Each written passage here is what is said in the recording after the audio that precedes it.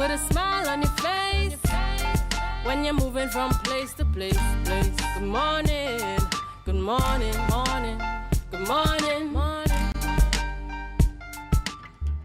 Good morning and welcome to the morning show on Tobago Updates Television. This is the day that the Lord has made and we will rejoice and be glad in it. It is good to be in the land of the living. It is good. It is a good Thursday morning here in the world. As a matter of fact, it's the 23rd of November, 2023. For those of you who observe 23/11/23, yes, it's one of those days and it is a beautiful Thursday morning. I am Adana Kombi and I'll be taking you through your show this morning. We're always so happy that you can join us here on the Tobago Updates television station as we go through the morning show.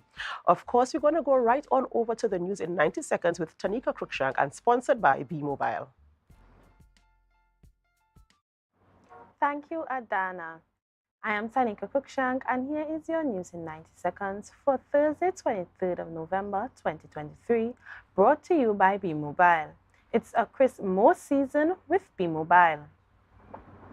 It was smooth sailing yesterday as cruise ship visitors managed to enjoy all the tours they booked while staying on this jewel of the sea. Cruise ships spent the day in Scarborough. Reports from the Port Maxi Taxi Drivers Federation Association, President Clyde Williams indicated that only 13 buses were required for the day. Buses from his association and another association were provided for the cruise ship passengers. According to Williams, the tour went off without a hitch, and there was even excess capacity available for last-minute interest. The Jewels of the Sea has a capacity of over 2,700 passengers. Niall Iowa George addressed criticism over incorporating the national anthem of Trinidad and Tobago in his latest song. Initially unaware of the issue, he observed public discourse on the matter. George emphasized that his first word of the song, "Attention," aimed to prompt respect during the anthem. Following the Prime Minister's remarks, he acknowledged the need for the change. He decided to release a new version without the attention, urging people to delete the original one. George noted that the song's goal is to restore national pride, respect, love, and happiness. As a result, he remained the title of Happy People. The UNC declares its intention to contest all 41 seats in the next general election, due in 2025. Opposition leader Kamala Persad-Bissessar opens nominations for every constituency, including Tobago, challenging the public to propose candidates. Despite criticism for not contesting Tobago seats historically, Persad-Bissessar said UNC aims as a national party. Meanwhile, Oropouche East MP Dr. Rodal Manilal labeled the PNM as the opposition in waiting, and declared that the UNC is ready to rescue the country for the PNM's governance. And that was your news in 90 seconds, brought to you by B-Mobile. It's a Christmas we celebrating, cause B-Mobile they coming with rating.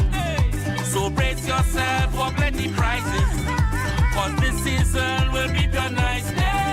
It's the most deals and the most vibes and the most cars and the most price. The most giveaways, the most para. Having a Christmas season with B-Mobile. I want a Christmas season with B-Mobile. Bring me sorry, let me toast to a Merry Christmas. Having a Christmas season with B-Mobile. Top up, buy a plan, sign up or pay your bills. Enjoy the best Tobago Christmas. B-Mobile. Life is on. That was your news in 90 seconds there by Tanika Cruikshank. Thank you, sponsored by B-Mobile. And we heard a few things coming out there. We're speaking about Iowa George and this is his soca, where he included the national anthem and his withdrawal of same. And he's urging the public, of course, to delete the version that they have. I don't know how that is going to go, but that is a situation there. All right, ladies and gentlemen, we're going to go straight on over to our birthday segment. And celebrating a birthday today, we have Miss Laverne Toller. Happy birthday, Laverne. I hope you have a gorgeous, beautiful, wonderful day, just like you are. And we pray God's blessings upon your life and that you do have an enjoyable time. Even as we head on into the weekend, we know the celebrations are going to be grand. Next, we have Miss Petal Danielle Benoit. Yes, it is her birthday today. And Petal, we want to wish you a very happy birthday. Coming from all of us here at Tobago Updates Television, we hope that you have a wonderful time, that you enjoy all the celebrations that come with a birthday. Happy birthday to you. And finally, on our rundown, we have Keisha Edwards celebrating a birthday today. Keisha Edwards is my special friend, and I want to say a happy birthday to you, my darling. I do hope that you have a wonderful day, as wonderful as you are, coming from all of us here at Tobago Updates Television.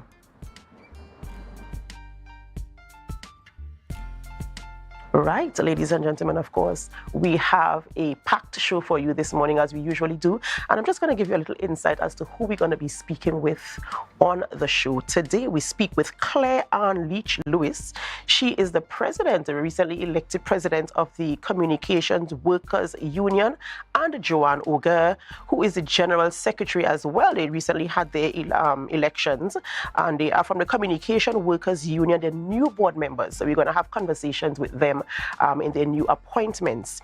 We also speak with Mr. Curtis Williams. As you know, he's the president of Trinidad and Tobago Chamber of Industry and Commerce, Tobago chapter, and the outcomes of his conversation with the trade minister meeting, so we're going to have that conversation as well.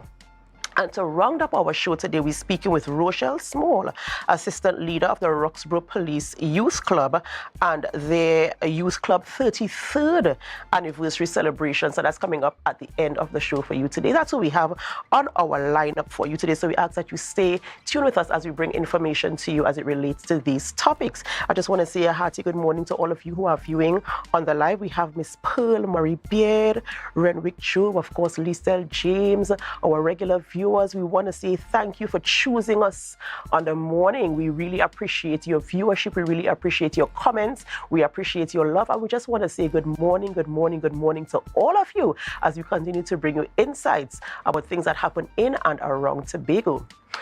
All right, we're going to go for a short break. And as we go, of course, we invite you to share the live, share the live, share the live. We'll be back.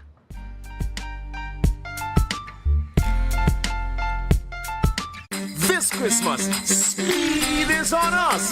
Get up to 300 megabits per second of speed with our new Link Up Plus plan. Enjoy more speed, more channels, and free streaming for less. Plus, introducing Link Up More with up to 1 gig download speed. Download, stream, video calls, share memes, and more. Get free installation when you sign up in-store or online today at discoverflow.co.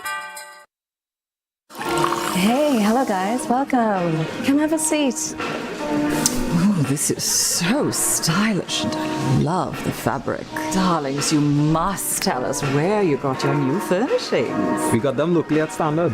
They've got new chic European furniture, crafted from high quality material. Oh, Standard?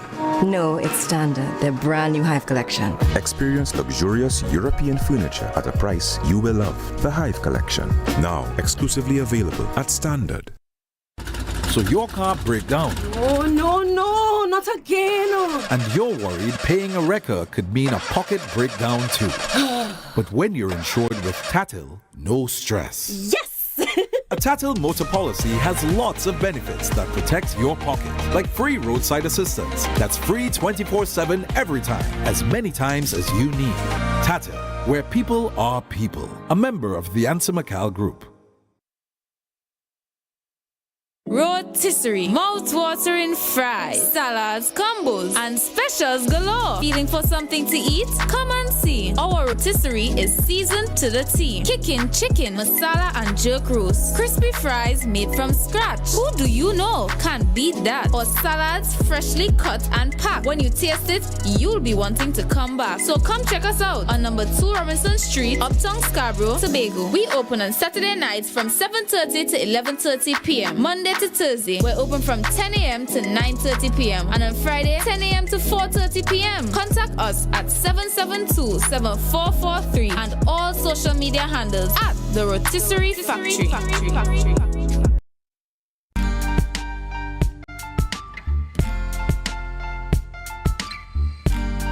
Put a smile on your face when you're moving from place to place. Good morning, good morning, morning, good morning, morning.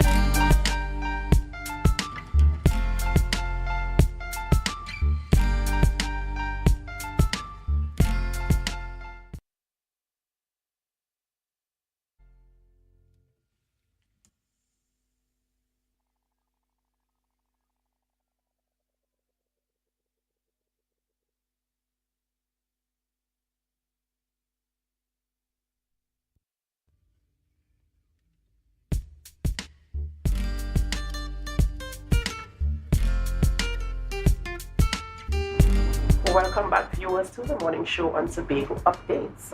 We're going to go straight on into conversations with our first guests.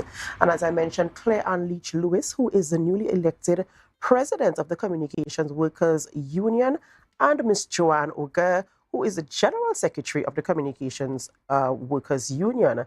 Good morning, ladies. Hi, good morning. Morning and welcome. Thank you. Right. So we are talking about the recent elections that was held by the Communications Workers Union and your recent appointment in your position. Right. So tell us a little bit about how that went and how this, what are your I know there's a first 90-day plan rollout. So tell us a little bit about the elections. Tell us about the positions. And what I primarily want us to tell our viewers about is the difference between the president and the general secretary. What are the differences in the roles and what are the plans? What can people look forward to in your newly elected positions? Okay, so thanks for the opportunity. Good morning to you and good morning to my comrades in Tobago. So actually the difference between the president and the secretary general, you said general secretary. We do not have a general secretary. We have a secretary general, and my name is actually pronounced Ojir. Right? So, yes, Ojir. A lot of persons have that challenge, so that's okay. So the president is actually an administrative role in the Communication Workers Union, and the secretary general is more of an operational mode. So what the president is actually tasked with doing is the full administration of the union hall. She would oversee about the staff and all the plannings with the office. The secretary general is tasked with the responsibility of seeing about all court matters, all industrial relation matters at the union hall for the RMUs, which is the recognized majority union, and individual members. Right. So that's actually the difference. The general secretary is responsible for the action, for action in the causes, for taking the necessary actions. And just hearing the information, you have a 90-day, the first 90 days, you want to hit the ground running. You want to start hot and ready to bring resolve to your members. So what are the things that we can look forward to in the first 90 days, and how are you going to measure the outcomes of those 90 days? So I wouldn't want to actually divulge my 90-day plan because it would not be, it shouldn't be, because I have not discussed it in its entirety with the executive board. But what I can say and assure the public and all of those who are viewing and listening is that it is going to be a plan that will be focused on education. For instance, if you could recall when we had this session, I believe it was some close to Republic, I'm thinking along the lines of raising awareness to the public and society. For those persons who are still of the belief that unions not stand, need to actually concentrate growing the membership and growing public awareness. So actually looking at the program, this is one part of the 90-day plan and is under education to have police problems, free and labor coming in as trade and activists and actually having a windows to trade unionism. This will not expose the work of the trade union, the importance of being a member of the trade union, having persons be aware of their rights as it relates to benefits, the Retrenchment and Severance Benefits Act, you name it. So that is practically part of the 90-day plan. The other parts of the 90-day plan will be focused primarily on the companies that we represent. premature for me now to divulge that on air. Right. So we're speaking primarily about public education, ensuring that the public is aware of the benefits of being a member of a trade union. Is this trade union, because it's communications workers union, is it limited to workers under that umbrella? Not at all. Not at all. The only persons that we do not have recognition for, we cannot recognize, would be security officers who are precepted.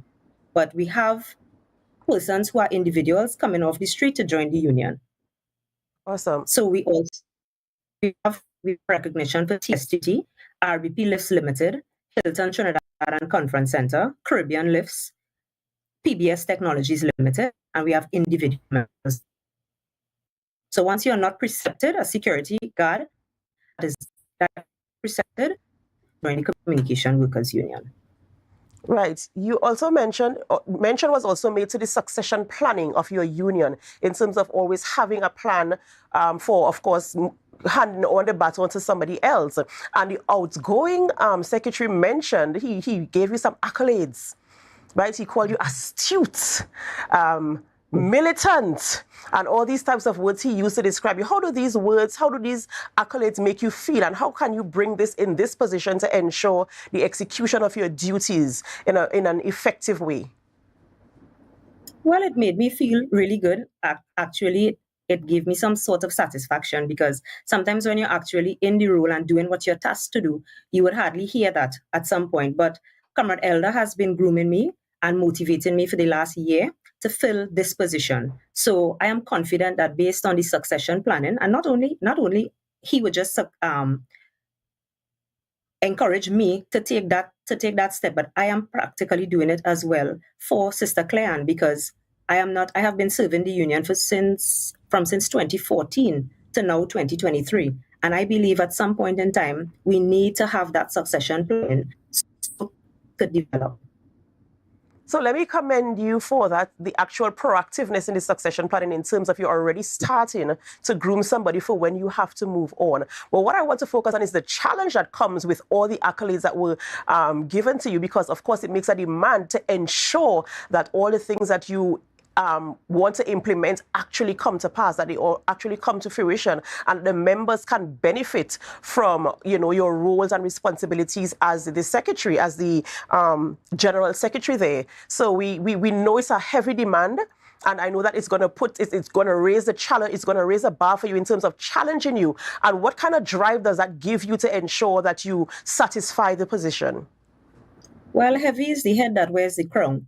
And being the Secretary General of the Communication Workers Union is a very heavy and burden job, because a lot is expected of you. I have a very good support cast in my executive board. They are very knowledgeable in all areas: financial planning and strategic management, law. And, we have a very good support cast, and this will be my drive. It has to be based on discipline and support. And of course, the encouragement by the membership. Because I can't do it alone. I am just there to lead the union, but nonetheless have that support from all of the members, and actually will be giving me the drive.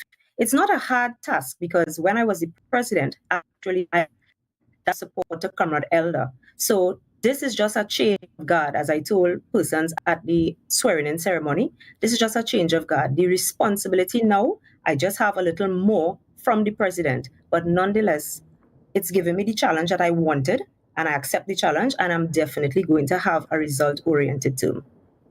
Right. And we're talking about training here because, these are sensitive matters. We're talking about industrial relations. We're talking about the law and stuff like that. How intense is your training for your members, for your executive members, to ensure that they know, is something very important, that they know the laws, that they know the rights of the workers, that they know the rights of their members, so that when they have situations that they have to resolve, that they are hitting the nail on the head to ensure that they get the best outcomes. How important is it for training, and what have you been doing in terms of the intensity of your training?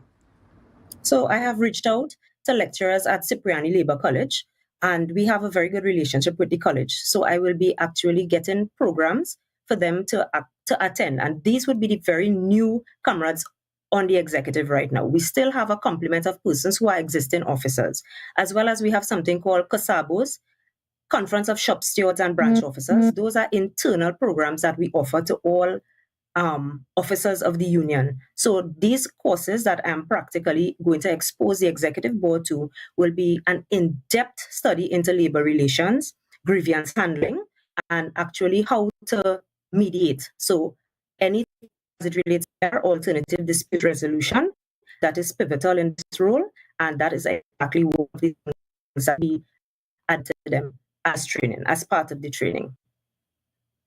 Is the training certifiable, or is it that, are you planning to have any level of training that is certifiable, or do you have to have any certificates to be a member of the executive? No, but the training they will be exposed from Cyprian.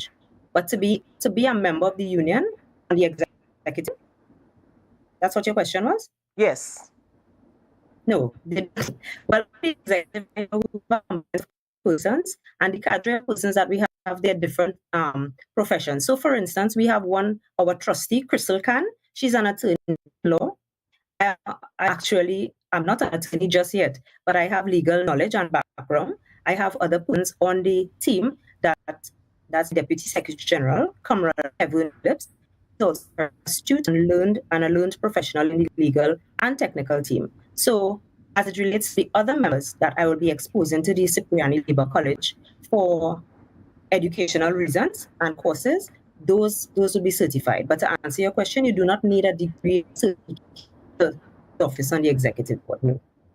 Right, because the training seems to be very holistic in that kind of a way. Right. I see we have joining us now Miss Claire Leach Lewis. Welcome to the conversation. You are now the president of the union. What are some of your roles and responsibilities, and what are some of the things you are looking forward to be taking care of in your charge? Good morning again, and good morning to all of our Tobago comrades. As the president, coming back into because I was on the executive previously, in the position of trustee. So it's not a new arena per se. But I'm looking forward to, as I indicated on the swearing-in ceremony in my speech, looking forward to getting our membership together as one in terms of forging that united front, getting the office up to running so that we can really truly serve our membership to the standard and the level of excellence that we want. Your role is more on the administrative side, correct? Yes. What are some of the primary concerns or the primary things that you have to attend to, like almost as urgently in your role? Currently in my role, the urgent things that I need to attend to would be the services at the hall and ensuring that our staff is ready and able to serve our membership, provide the natural services in terms of responses, following up on matters, and ensuring that we are operating at the level of efficiency and effectiveness that we need to provide that quality service to our membership and possible new members that we want to come in. What have you been doing in terms of driving the drive for new membership into the union? Because earlier, Miss remind me how to pronounce your surname again. Ogier. Like Ogier? I got it. No, Ogier. Right. She mentioned that, of course, you want to get new members and you want to get as many persons as possible being a part of unions because there are so many benefits. But in terms of your drive, what is your drive to get new members in your campaign, to get new members to sign up with your union? Okay, so having commenced office actually yesterday, it was the first time we were back in office since I was swearing in on Tuesday. So all that will be part of our 90-day plan in terms of the educational aspects and making the public aware of your benefits of joining the union, how it would benefit you, securing your jobs, knowing your rights. All these things are critical elements that the public may not be aware of. And you may be in a situation and not know how to handle it or how it should be handled, where I can go to for assistance. All these things would form part of the foundation in terms of that educational element and bringing in new memberships who may need that assistance and may not know where to get it. Right. So that's the first track. Awesome. And you use two terms, comrades and sister. And I feel as if those terms are they kind of speak to us a level of unity and kind of family. And tell me the science behind using those terms and what it's supposed to do to your members in terms of how they're supposed to feel as part of this union. As in terms of comrade sister, it's intergender. In terms of, we say comrades or comrade sister. That's basically what we see. But it is to forge that unity because we all are one and we all have to defend each other as one. If one brother or sister is affected, we are all affected. And we should all be able to come to defense of each other. And that's basically what comrade means. Being there for each other, supporting each other, and assisting each other where they need assistance. Awesome. And as I said, it made me feel a certain type of way when I heard the term. When I read the term and when I heard it, comrade, it really means that all of us together, none being left behind, if I could put a tagline to it. So I really appreciate that. Ladies, I really want to thank you this morning for educating our viewers and our listeners about the roles of a trade union and the importance of joining a trade union and what a trade union can do for you in terms of your work, whether there are issues related to you being comfortable and satisfied in your positions at work. In closing, is there anything that you would like to share with our viewers before we leave? I would just like to ask persons to just raise the bar and just change the way that they think. I want to encourage persons to visit our Facebook page, Communication Workers Union Trinidad and Tobago, where over the next 90 days, we'll be sharing a lot of information. Look forward to what we are having planned for North, Central, South, and Tobago, a labor fair.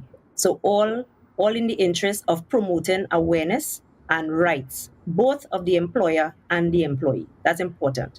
It's good to know your rights as an employee, but also the rights of the employer. Thank you. Awesome. So there you go, ladies and gentlemen. Joining a trade union is very important. And this morning we're speaking to Communication Workers Union, and they are extending an invitation for you to get to know them, know about the services they provide. And of course, you can check their Facebook page if you want to be a part of their union or even just to learn about it. Maybe you might, after having conversations with them and interactions, you might find it necessary to be a part of this union. And remember, there's no restrictions except for precepted officers as well. Am I correct there? Yeah, so you don't necessarily have to work for a communication company, but once you're an employee, the opportunity is there for you to join this union. Ladies, we thank you so much for joining us on the show this morning and for giving us the information that we needed to hear. And congratulations, of course, in your new roles. I know you've been part of the union for a very long time. And so you have the knowledge, you have the experience. So we look forward to great things in your newly appointed positions, and we wish you all the very best. Thank you so much. Thank you very much. And thank you for having me. Have a good day. Thank you for having us. Right, ladies and gentlemen, we thank you so much for staying with us at this time. We are going to go for a short break as we continue conversations with our guests when we return. But of course, before we go, we invite you to share the live, share the live, share the live. We'll be back.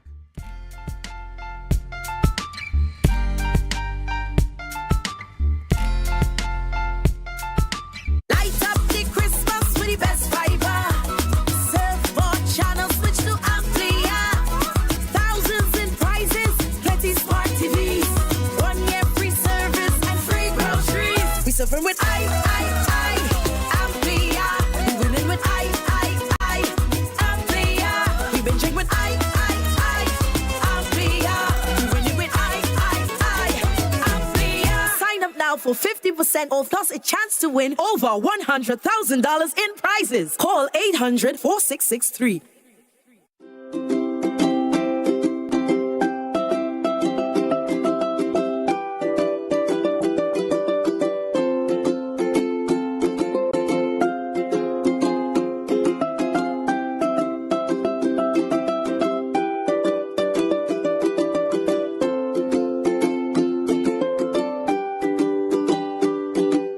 Tobago Glass Supplies has been a leading name for over 37 years in the glass and aluminum market in Tobago. We provide an extensive range of high-quality, innovative aluminum and glass products for commercial and residential use. Competitive prices with superior and professional services by committed employees who are guided by rigid quality standards. Tobago Glass Supplies specializes in the manufacture and installation of glass and aluminum products that are essential to today's homeowners and the business environment. We are engaged in marketing, sales, and installation of a variety of products. These ranges from windows and doors to necessities such as mirrors for homes and vehicles, designed and manufactured in-house or imported.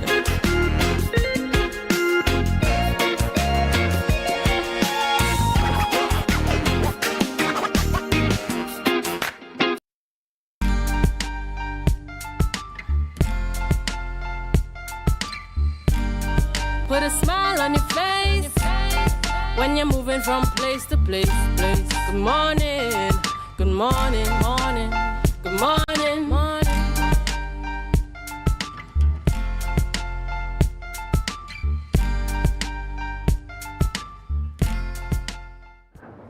Welcome back to the morning show, viewers. I am Adana Kambi, and we continue conversations with our guests in studio.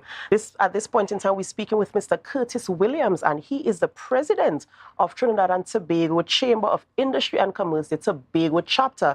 And of course, there was a recent meeting held by the chamber with the chamber and the trade minister, Paula Gopi-Schoon, and of course, the conversations coming out of that, very interesting conversations that we're going to have with Mr. Williams this morning. So good morning, sir, and welcome to our program. Welcome to the viewers and listeners and Tobago Updates, and happy to be here this morning. Right, and we're happy to be having this conversation. It's always very important for these bodies to be meeting, to have conversations that impact the lives and livelihoods of people in any nation. And so we're happy that we had this meeting, and I'm interested to know what the conversation was like in this meeting and what the outcomes are and what we can look forward to moving forward. Definitely, Adana. The meeting was a bit cordial and really exciting for most of the folks who were there. The Chief Sec expressed his gratitude to for the chamber to be taking this initiative to bring the parties together, which is the business community and the THA and the minister. It was history in making. And I just want to say thanks to the team, thanks to the minister for taking our invitation, and also thanks to the Chief Sec and bringing his team. He brought his entire technical team. So that was really exciting for us. So let me just say congratulations there for that initiative, for making that move to have that type of meeting that is absolutely necessary. Yeah, definitely. And I want to thank my team too, led by Mr. Demi John, my vice president, and the entire team that came together to bring this whole package together. But the outcome was so exciting. We had the Exim Bank there, we had the Export TT, and some other representatives from the ministry, the permanent sec, and also we had the permanent sec from the Tobago CAS. So we had all these administrators as well from the THA. So we had all these technical folks there, and we were able to relate and deal with issues surrounding Tobago and trade. And most of the outcome was so exciting, especially for the SPEL, the quarry, and where the chairman of SPEL was there, also the chairman of TATCO was there. So these guys were able to get a relative first-hand information on the way going forward, especially the challenges we had at the quarry. Yeah, well, I mean, I'm just sitting here, and all I want to do is just listen and absorb all the information, because these are things that are very important to the growth of our economy, right? And we have been facing a lot of challenges, and so we want to ensure this opportunity for this conversation. I would love to know some of the things that you put on the table, the questions that you ask, the questions that you pose, and the responses from the relevant authorities in terms of how they're going to deal with certain situations and how they're going to bring results. And not only that, the action plan, the time span in which, because sometimes we have these conversations, we have these meetings, and we have all these promises, and then there's no timeline, there's no follow-up, there's no accountability. So that's the kind of conversation I want to have this morning. What are the things that were discussed, and what are the expected outcomes and the timelines, and who are going to keep these people accountable for ensuring that these situations are resolved? Yes, so definitely. So some of the questions we asked the ministry, the minister, how will the Ministry of Trade assist small agro-processors on the island? That was a big challenge, and how we could assist the small agro-processors. There were other questions about how the ministry can deal with assisting small business in Tobago to scale up their business, to move to that regional and international. And then there were questions asked about funding available, because there are numerous funding within the ministry, I was blown away by the amount of grants and funding that the ministry have for the Tobago business. And we lacking knowledge or understanding that there are a lot. Not bearing on that, there are an office of the TTT Export TT in Tobago. In Tobago at the Community Development Building. I didn't have a clue about that. So it was really exciting to know all these things and the amount of funding available for the entrepreneurs in Tobago, especially the small entrepreneurs. The ministry have a lot of grants for them.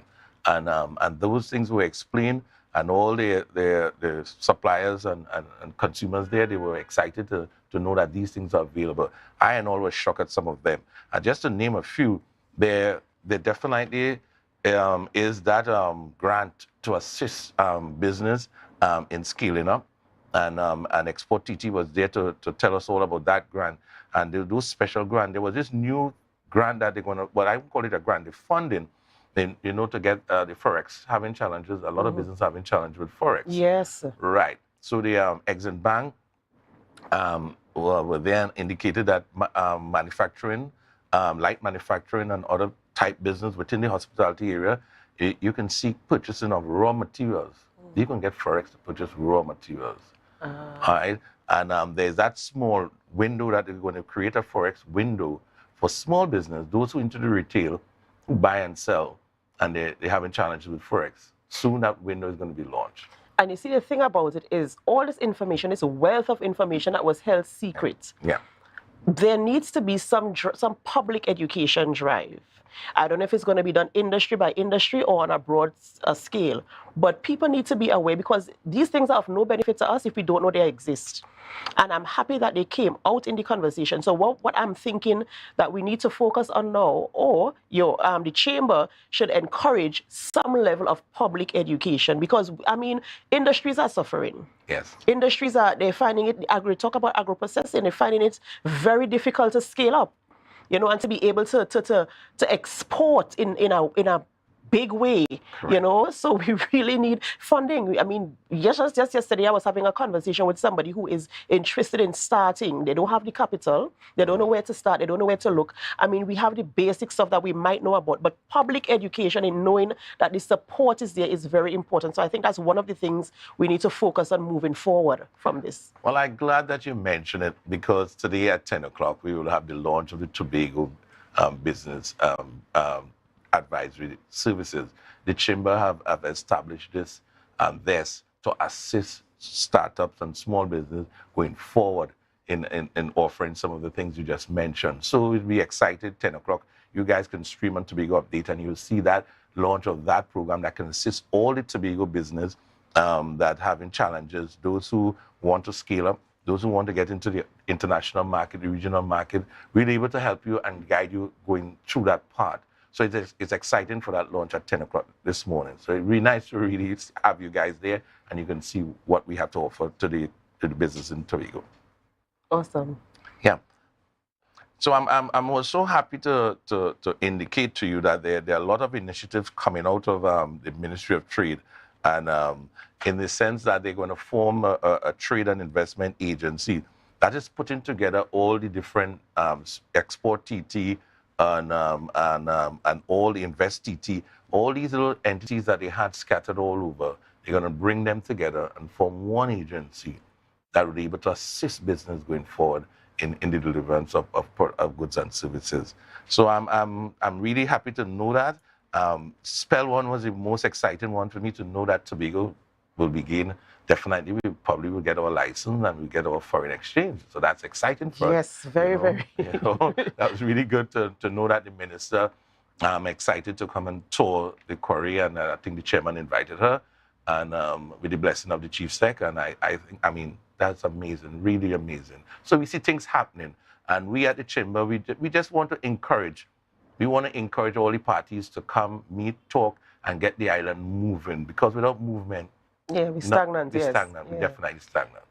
So, I mean, exciting things are happening. Yeah. the chamber is moving and shaking and getting things happening, bringing people together in one space. But again, I will always go back to what are the timelines. Congratulations on the launch that is taking place today. So that is one actionable step we see happening there. So we can look forward to that. But in terms of rollout of other programs, of other initiatives, of other fundings, of other all the support that is there, we need to have a rollout plan, and we need to know when are these things going to be happening, and in terms of accessibility to our publics, in terms of our different various industries, how can they access the services? The people, you see the funding part? Yes.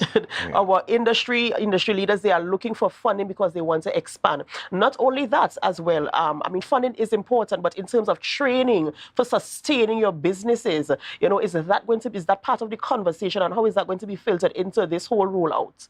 Yeah, definitely. That was part of the conversation with training from Export TT. Export TT indicated that within the next couple of weeks, they will be ramping up some of their ads and words that went out to the relevant stakeholders. So we can look out for that. They're also going to be a formation of a Bureau Standard office in Tobago. So you know when you have a product and you need to get it tested and all that good stuff, the Bureau Standard office will be in Tobago. And the THA is working closely with Export TT and the ministry to get all these initiatives out within the next couple of months.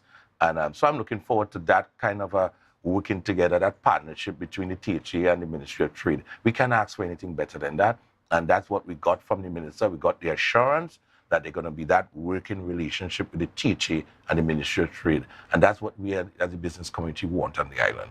Well, I'm happy that you feel that way in terms of the conversation, because sometimes there's always a struggle. There's always a pull and tug with agencies like your own and governing bodies. So I'm really happy to hear that, you know, there's some measure of, you feel confident and comfortable that these things are actually going to happen, and that there's actually a start to the rollout in this as well. I want to go back a little bit to training. Training in terms of maintaining your business, but also a very key thing for the sustenance of any industry, especially in the tourism sector, is customer service. How are we going to treat with our customer service relations in terms of sustaining our businesses? Because we don't want to get all this funding, we don't want to get all this investment, and then we can't manage it, right? So is that a part of the training aspect as well, or have you considered that part? Yeah, that conversation came up a couple of weeks ago, and we mentioned about the Hospitality Institute at Mount St. George, and there was some sort of partnership that we were looking at as how that institute can assist, because they have been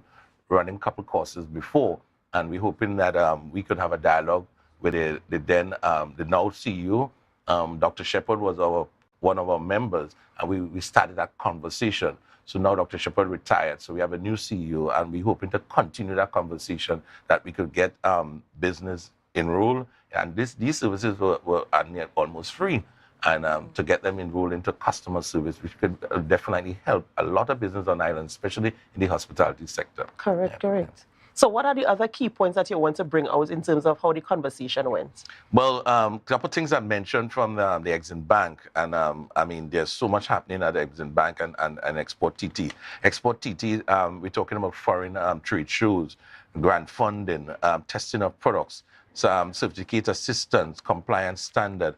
I mean, Export TT is willing to assist small business, all those sweets, you know, all who had the little tambourine bowl and the Benny balls. How can we take this product to the next level?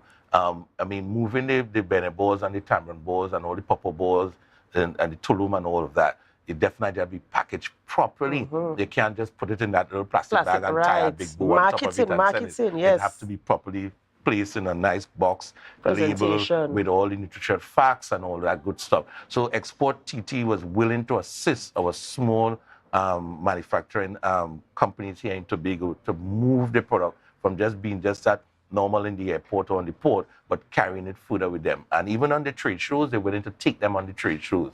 So they're willing to partner with these suppliers to move them to that level. And that was so good to know, because we have a lot of them on island. Right? But we need to develop standard. You can't have one day they come out square and next day they come out wrong. So you have to have it in a nice, proper style, well packaged, and it had to last because you're moving it from Tobago to carry it to Stockholm. That's right. Or to carry it to the UK.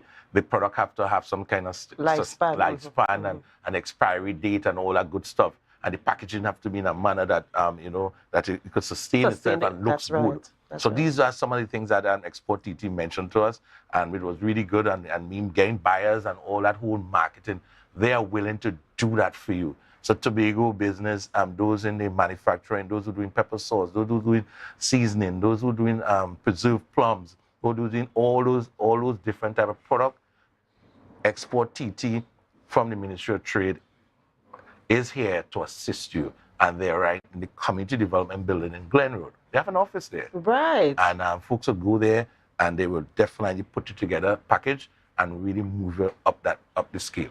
Mr. Williams, I just really want to congratulate you again for this initiative because the information is there, but it was under a cover. So I'm happy that the conversation happened and the information is now there, that we know the funding is there, we know the support is there, we know that there are agencies that are there to support, to build our small businesses, and persons who are interested in even getting into business, into entrepreneurship, there is support for them. So I want to thank you so much for having this conversation and bringing it to light for us. I want to talk a little bit about the launch before we go, and I want you also to let our viewers know how they can contact the Chamber to get more information on all these agencies that are here to support. Yeah, definitely. The launch is going to be today at 10 a.m. and at the Chamber office. Based on the seating plan, we are oversubscribed. We may have over 75 folks there. So we are asking those, you can view us online and definitely you can see more about the launch. We have a whole rundown of all the different questions and issues and challenges that this is real business and what you face today. We're talking about financing, we're talking about registration of documents, we're talking about accounting challenges, we have marketing, and all those relevant things, not the things in the book or the things on the poster. We're talking about the real life things that you face as a business person in Tobago and you need assistance with it. We are there to assist you moving forward. And you can contact us at the Chamber at 639-2669, 639-2669, and we are there to assist you throughout. And we're not going to leave you. We'll be really there. We had an exciting team, the Business Development Committee, and the team is really excited to assist all business on the island. You don't have to be a member of the Chamber. We are there to assist all. No matter what size your business may be. It could be a two-man business, it could be a one-person business. We are there to assist you. Awesome, awesome. Thank you so much for that information. Thank you so much for the conversation. Thank you so much for bringing all of this to light. So people here in Tobago, we know that there's help. Help is here. The Chamber is here to help us. They have all the information. They've had the conversations with the stakeholders who are involved in helping small, medium, and large businesses here on the island, as Mr. Williams said. Even if it's a one-man business, even if you're thinking about a business idea, support is there. You can reach them at 639-2669. 2669, and of course the launch is happening today at 10 a.m. Of course, oversubscribe, but you can view online. Of course, you would probably see the stream sometime later on today. So stay tuned to them, give them a call, get the information that is necessary. It is there. Help is here. So there is hope for our businesses here on the island of Tobago. All right, viewers, we are going to go to a short break before we continue conversations with our other guests in studio. And of course, before we go, we invite you to share the live, share the live, share the live. We'll be back.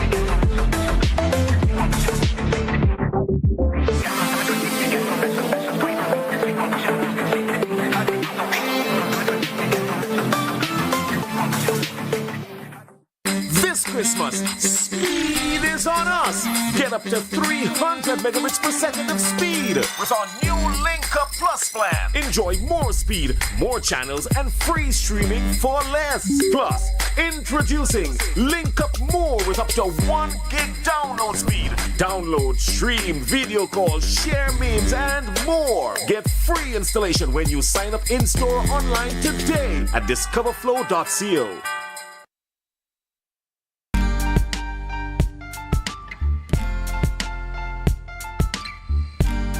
Put a smile on your face when you're moving from place to place. Good morning, good morning, morning, good morning, morning.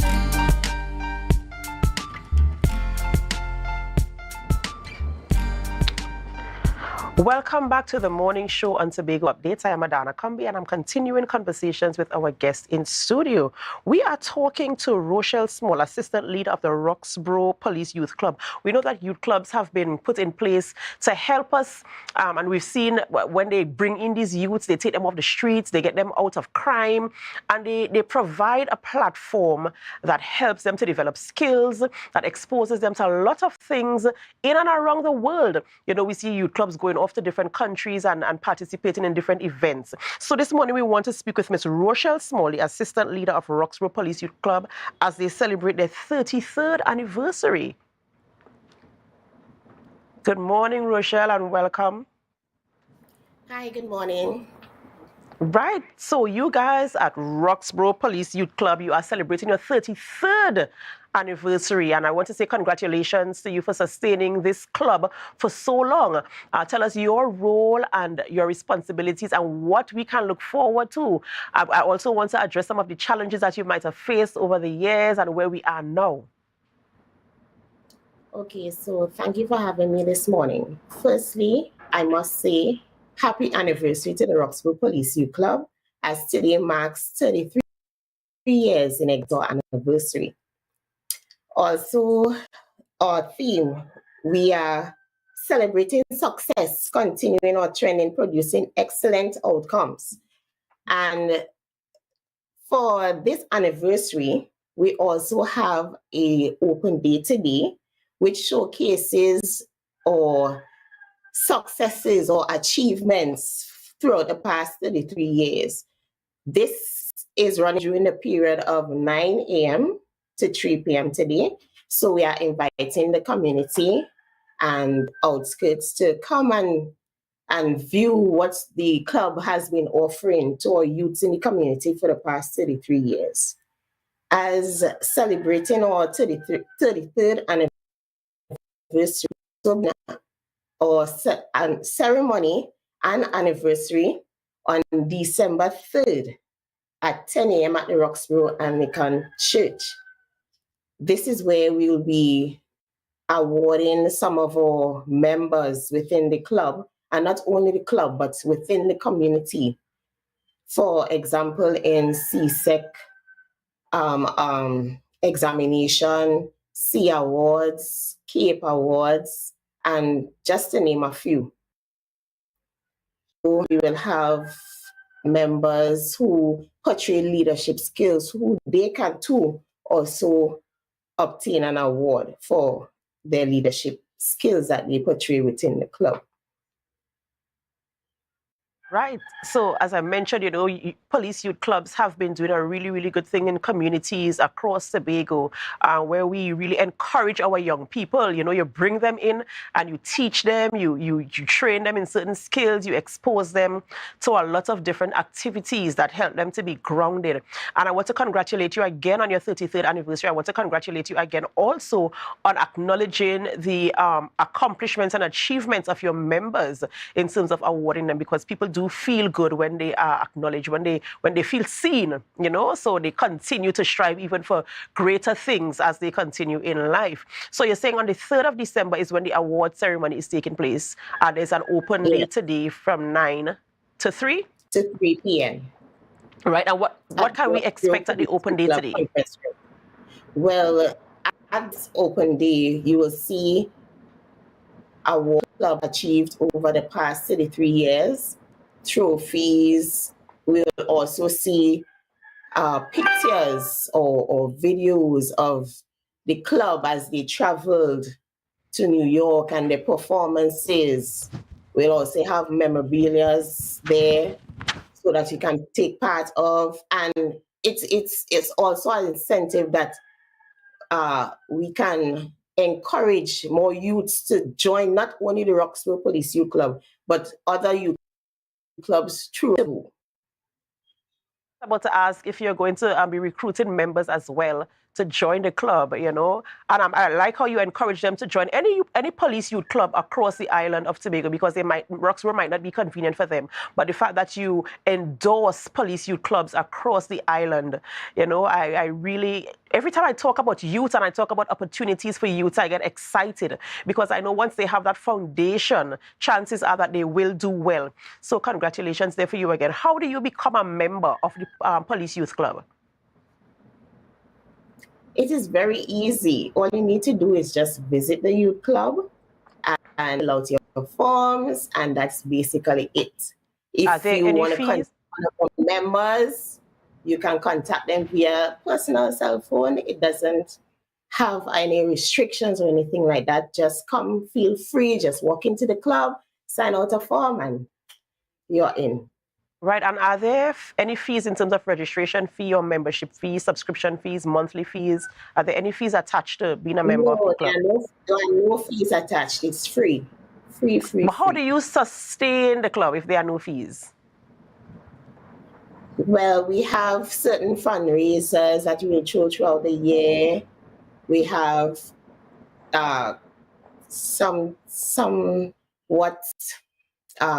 funds being accessed through individuals who will sponsor us based on what type of activities we have, and activities just like that. Simple. Right, so it's basically sponsorship and, you know, fundraising. What are some of your fundraising activities that you usually host throughout the year? Well, at times we'll have sports. We have the football tournaments that is currently going on, where teams will come and register to play and so forth. We also have the netball competitions and programs such as the homework centers and so forth. Excellent. And of course, I like how you incorporate the sporting aspect in your fundraising. Again, encouraging your young people to be a part of something that is meaningful in their communities as well. Showcasing, some people might have skills they don't even know, but when they participate in these football events, you know, you see these skills coming out. Somebody might spot them and say, hey, we're drafting you for this team. You know, so I really want to commend and congratulate you guys on your 33rd anniversary. What are some of the things outside of apart from the open day today and your awards ceremony on the 3rd of December, what other activities do you have planned leading up to or as a part of your celebrations? So upcoming in December as well, we'll be having Project Black, which will be held at the Delaford Community Center. This is basically in form of a concert that we will have different different events such as dancing, drumming, speech band, and other cultural aspects. Right. So we have like a cultural show coming up. When in December is this? You have a date for it yet? It will be on December the 10th. The 10th, okay. At 10 a.m. Awesome. And how has it been for you? How long have you been a member of this youth club, and how has it been for you in terms of interacting with the youths and even other police youth clubs across the island and other engagements outside of Tobago? So I've been a part of this youth club for 2 years approximately. And for me, it has been a very eye-opening experience to me, especially the fact that I'm now a part of the executive. Interacting with the youth, it gave me a sense of becoming a great leader one day and being able to interact with youth within my community and to also assist in deterring young people from the life of crime. And knowing the job that I am in, it has somewhat become a passion for me to deal with young people, young children. It is sort of improving my skills as a police officer. So it has been a great experience, and I'm looking forward to many more years to come with the group with the police too, as I continue to grow, not only within the community, but within myself. If ever there was a selling point to join a club, that would be it. Your very own experience is enough to encourage young people across Tobago to find themselves as part of a police youth club or any youth organization that is focused on something that is meaningful. Because, I mean, as you said, it helped you to realize your leadership skills. I'm sure those skills were there before, but you never had the opportunity until you joined the youth club. So it gives you an opportunity to showcase your skills and to develop on those skills, as well as exposes you to a lot of other opportunities that can come from being a part of these clubs. In closing, is there anything you want to share with our viewers this morning? So what I would like to say is, parents, we need to have these children or young children enrolled in a police youth club. It is very young children, and it helps them to acknowledge their abilities, their skills, to become a better person as they grow towards their future. So please, parents, take the young ones to the police youth club, have them registered, and have them be purposeful in their life. Thank you very much, Rochelle Small. We've been speaking with Rochelle Small. She's the assistant leader of the Roxborough Police Youth Club, and she's talking about their 33rd anniversary and her experience in being a part of the Police Youth Club. Today, of course, all our conversations with our guests this morning was about congratulations. So I just want to say to Tobago, we are doing things, we are moving up, and I want to encourage all of us to bind together as we continue to improve ourselves, as we continue to improve our communities and our society at large. Ladies and gentlemen, this is where we end the morning show on Tobago Updates, but we have not finished yet. We're going to go on into Tobago Notes, and after that, we're going over to GMT, where we speak to Beneath the Surface, and this morning we speak with Assemblyman Ian Pallard. So stay with us. We encourage you to stay with us, and while we go for a break, of course, we invite you to share the live, share the live, share the live.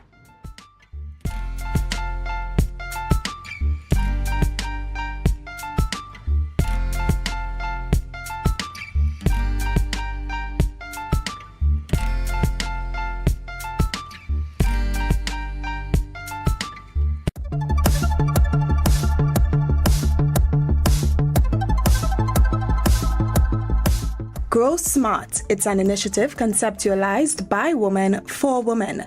The NGO Women-Owned Media and Education Network, in partnership with the British High Commission, selected women from rural communities in Trinidad and Tobago to learn to, well, grow smart. Essentially, through the 6-week training, 10 female farmers and agribusiness entrepreneurs from Tobago will be empowered through training and education in sustainable and cutting-edge practices. The UK's contribution to this creative thinking is to partner with our NGO called Women and to be part of the Grow Smart initiative. So this is to provide education and training to women farmers and would-be farmers and aspiring agribusiness entrepreneurs. You're going to get knowledge and skills and resources to help you implement sustainable and innovative agricultural practices. Grow Smart intends to introduce hydroponic system design and construction, liquid and substrate-based systems, nutrient formulation for hydroponics, sanitation and biosecurity for hydroponics, introduction to aquaponics and organic hydroponics, and introduction to agribusiness and marketing. Today, as the Grow Smart initiative officially launches in Tobago, I reflect on the words of the late Nobel Peace Laureate and freedom activist Desmond Tutu. He said, if we are going to see real development in the world, then our best investment is women. For us in Tobago, roughly around 80% of our agricultural produce comes either from Trinidad or through Trinidad to Tobago. And so that dependency alone tells us that we are nowhere close to achieving food security and, more importantly, food sovereignty, which has to do with the island's ability to have a secure and safe supply of food at all times. You are now at the front of that battle for us on the island through the Grow Smart initiative. I believe you will do well in this program. Here is an opportunity for you to broaden your skill sets as women. Here is an opportunity for you to create a legacy for your family and for your children. These women will develop an agribusiness model around the new learnings, and 6 of them will be given the opportunity to pitch their new business idea. 30 women in total are the beneficiaries of this program. That was a production of the Department of Information, Office of the Chief Secretary, Tobago House of Assembly. The Division of Settlements, Public Utilities and Rural Development has relocated its Crown Point office to Glen Road in Scarborough to better serve you, our clients. Our main office is located at the corner of Glen Road and Glen Road Branch Number 1, the building formerly occupied by Coastal. Our Grant and Electrical Inspectorate services can be accessed at Number 2 Montessori Drive in Glen Road, Building 1 and 2.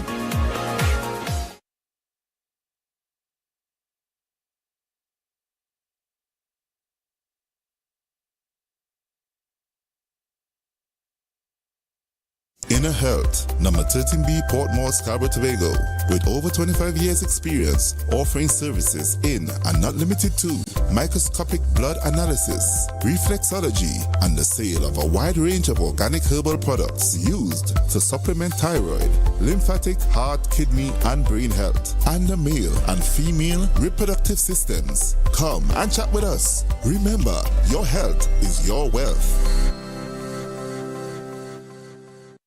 Christmas we celebrating, cause B-Mobile they coming with rating. So brace yourself for plenty prices, cause this season will be pure nice. It's the most deals and the most vibes and the most cars and the most price, the most giveaways, the most para. Having a Christmas season with B-Mobile. I want a Christmas season with B-Mobile. Bring me sorry, let me toast to a Merry Christmas. Having a Christmas season with B-Mobile. Top up, buy a plan, sign up or pay your bills. Enjoy the best Tobago Christmas. B-Mobile, life is on. Yeah. Hey. Tobago updates. Na, na, na, na, na. Good morning, Tobago. Na, na, na, na. Let's go, go.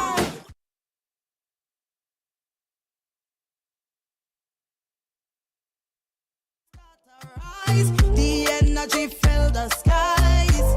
I say thanks a favor to wake up and hear my neighbor. 60,000 people strong, and the vibes is never wrong. We are beauty, we are power. We are people in the sun. We are beaches, we are rivers. We are melanated ones. We special and there is no. Hi, good morning, viewers. Welcome to this morning program, Beneath the Surface. And after a lovely short day of downtown Scarborough, looking at the Esplanade and going across in the sea, that's such a nice opening shot for this morning's program. And this morning we continue a series. And we want to continue a series of Beyond the Surface, our second year or season 2, where we continue to chat and have a live and good discussion with our members of the Tobago House of Assembly, the councillors and the secretaries, presiding officer, even the minority in the Tobago House of Assembly. And we will chat and hear about how they're getting through, how they're doing, how they grew up, and how they made the transition into politics and other important issues we may touch as we chat with them. This morning, I have a real good, distinct pleasure and honor to have with me a very well-known businessman and assemblyman and a well-known footballer in Tobago here too, and so on. I have as my special guest, Ian Whitey Pollard, assemblyman. My friend, how are you going? I'm fine. Good morning, Jerry, and good morning to your viewing public. Good morning to the wonderful constituents of Moriah Mason Hall. And today is really a beautiful day because before I say anything further, I must wish my wife a happy birthday. Today is my wife's birthday. And today is also a glorious day, Jerry, because today marks 36 years since the doctors at St. Rayfield's Hospital performed at St. Rayfield's Hospital when I attended university, performed my heart surgery. So today is 36 years since my heart surgery. 36 years? Yes. Were you 36 years and you look like 26? It's all in the genes. Yeah, I didn't know about that, but we'll come to that a little bit in the program. But we're really happy to have somebody like you here with us. You know, we invite all the other persons, and we still have others to, to chat beyond the surface, But there's always a special place, thinking about you and how you move from one area to the next and make a transition into politics. And I really want the public to know about this particularly. Tell me about what the area you represent is Moriah, Mason Hall, Moriah. Mason Hall, Moriah. And tell me about what this constituency or this district in law, they call it, comprise of. What are the villages comprised? Well, it's mainly Concordia, Mason Hall, and Moriah. We stop at Devines Road. That's at the end of, before you transcend into Castara, that's my boundaries then. Or Devines Road, yeah. Moriah. Okay, what about Kukuwati? No, Kukuwati, I'm not Tisha Pantin. On the right side of the road coming into Mason Hall belongs to Bagatelle. And on the left side of the street is Mason Hall, Moriah. All right, so all like Indian Walk? Indian Walk, everything in Moriah belongs to me. Beautiful. But it's only in Mason Hall that the boundary separates. All right, Indian Walk. And what about this place where you was have the treatment plant, Craig Hall? All that included in my electoral district. Beautiful. I just want to have an idea, the extent of the district, geographical extent. And of course, you mentioned that your responsibility as settlement, public utilities, and rural development. All right? Public utilities and rural development. Settlements, public utilities, and rural development. That's right. Well, Whitey, we want to forgive me for saying Whitey. No, that's no problem, Jerry. We have gone back way since in the 80s. You know that. Yeah, very well. And tell us a bit about your growing up in Mason Hall and so on. Well, You seem to be a very active person. I'm no different to any other child. I was always a sports enthusiast. I was miserable like anyone, gave a lot of trouble. Got a lot of beating from my parents, discipline, I should say, to do the right things. But I was always on the track of, being involved in sports, cricket, but my love was for football. I used to be an athlete in my younger days, and then I transitioned to football at age 9 or 10 under Bill Brown. He used to coach the Mason Hall youth team. Fantastic coach, boy. And then from Bill Brown, went into Scarborough Sec. Didn't play any football in Scarborough Sec, went to Signal Hill and played under Mr. Bertil Sinclair. I mean, a man who's like a father to me, and being a part of... How he pulled you out and identified you? Or you identify yourself by your talent? No. I didn't. I wasn't the most skillful, but I just loved the sport and was dedicated. And I mean, you just wanted to be active in Signal Hill sports, because remember in 1980 when we transitioned from Scarborough Sec to Signal Hill, that was only the third year that Signal Hill was in existence, because Scarborough Sec was a 5-year school, and then they built Signal Hill. And then being part of the first Intercol winning team in 1982, I mean, setting history for the people of Tobago, I mean, that says it all. And actually, we have like a semi-reunion because we have Dr. Frankie Mohammed back home, and Curtis George Archie is here now. So we're going to have a little semi-reunion go visit Coach this afternoon and spend some time with him. What? That's great, yeah. So Frankie Mohammed will be here, and this boy, Wendell Moore, and these guys will be here? No, those two... That was after? No, that's the same period. That's the same era. Wendell Moore, Frankie Moore, but they're just here on vacation, so we just say we're going to go by Coach and then hang out and then probably Saturday night, we'll go hang out with some of the class of 82 or graduating class Saturday night to just chit-chat and talk about the old golden days. Yeah. But in growing up in Mason Hall, tell me about your parental guidance and so on. We always seem to think and we seem to be linking and the parental guidance or grandparents' guidance in those days really contributed to make the citizens who we are today. Of course it did. My parents, I grew up hard like anyone. I grew up on a farm. My father had 20 acres of farmland. So we had cows paddocked off in a section and we had vegetables planted. Then we had cows way up in where you could almost see Castara. He had other cows. So we will have to see about the cows in the savannah in the morning and then probably walk from Mason Hall to Castara to change those cows' way. So I grew up hard. Walk from there to almost to Castara, past the Vines Road? No, we're passing through the Easterfield Road, go up to Benatrace, and that road takes you right over to Castara. So we had cows tied that far away from home. So you had to do that on mornings or when you on afternoons? Oh, afternoon. Afternoon. So that's a tall. But in the morning time, you still have to go get the milk from your dad to bring back home to make tea. You have to sweep the yard. You have to see about the pigs. I was in charge of seeing about growing up the pigs, the sheep around the yard, and stuff like that. Because I was, like I said, I grew up. Let's say I had sore throat when I was 6 years old, and then the streptococci bacteria left the throat and went and lodged on the valve, and that keep eating away off the valve, the aorta valve.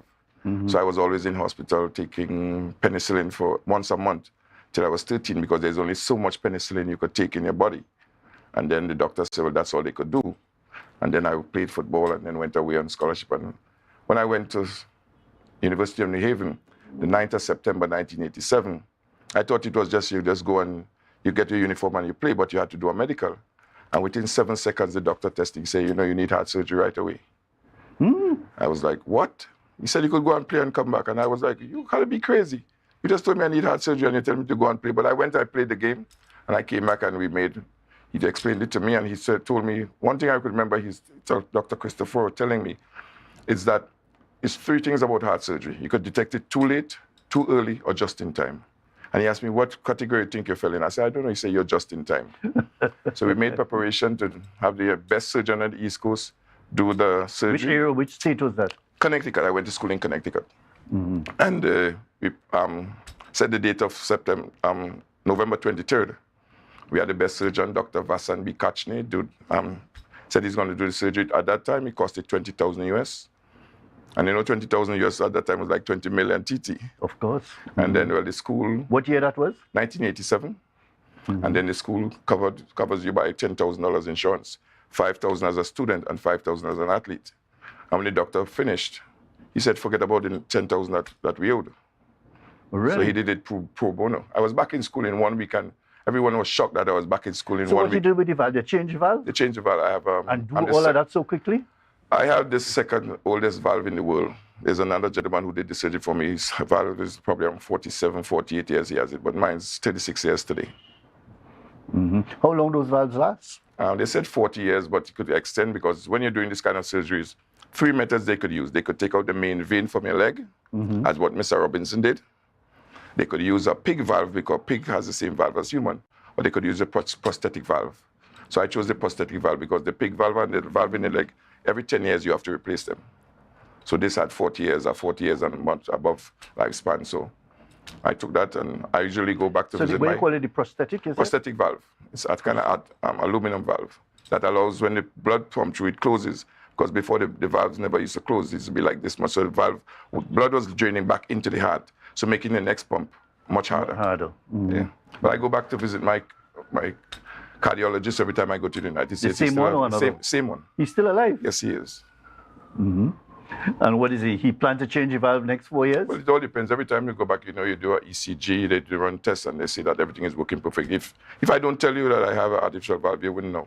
I wouldn't know that. I didn't know that. I didn't know that part about you at all. Yeah. But it's interesting because I didn't know that they do such valve repair or replacement in 36 years ago, because I think not so long they've been doing that in Trinidad. Yes. I know they do it in Trinidad. Yeah, and when that occurred, they told me it's a routine procedure. I mean, I was out for like 4 hours because my surgery this morning, I tried to be up before the surgery started. I remember the surgery started at 6 o'clock that morning, today date, 36 years ago. And they told me it lasted about 4.5 hours. And then Those days they cut your chest? Or yes, I have an incision about this long on my chest. And then after that, I went back to school after 7 days, did my exams, took the semester off, and came home in order to heal. So you took some time and come back? Yeah, one semester off and then went back to school. Oh, one semester, okay, yeah. All right, that was quite interesting. That is one of the things that I didn't know about you at all, boy. So that was one interesting part, but we're just going back to parenting and growing up in the community. That was extremely important, and Yes. I think that had an impact on your life. Of course it did. And in those days, the village raised the child. So you couldn't say anything around your neighbors. I mean, they helped discipline, they helped mold you. And I mean, I'm ever eternally grateful for the community which I grew up in.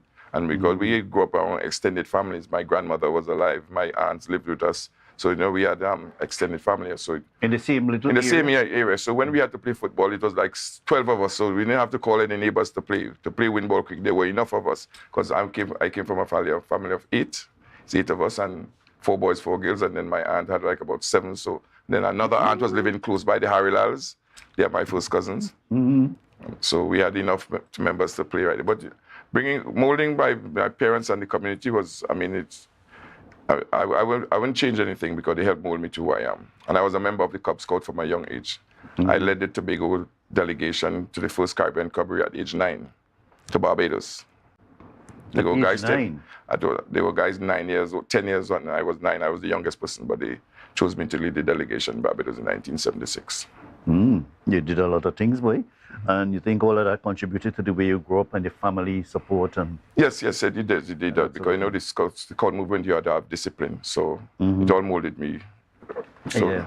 And but that seemed to be a general thing where parents seem to have a greater role in a lot of successful children, if you want to call it that or describe it like that.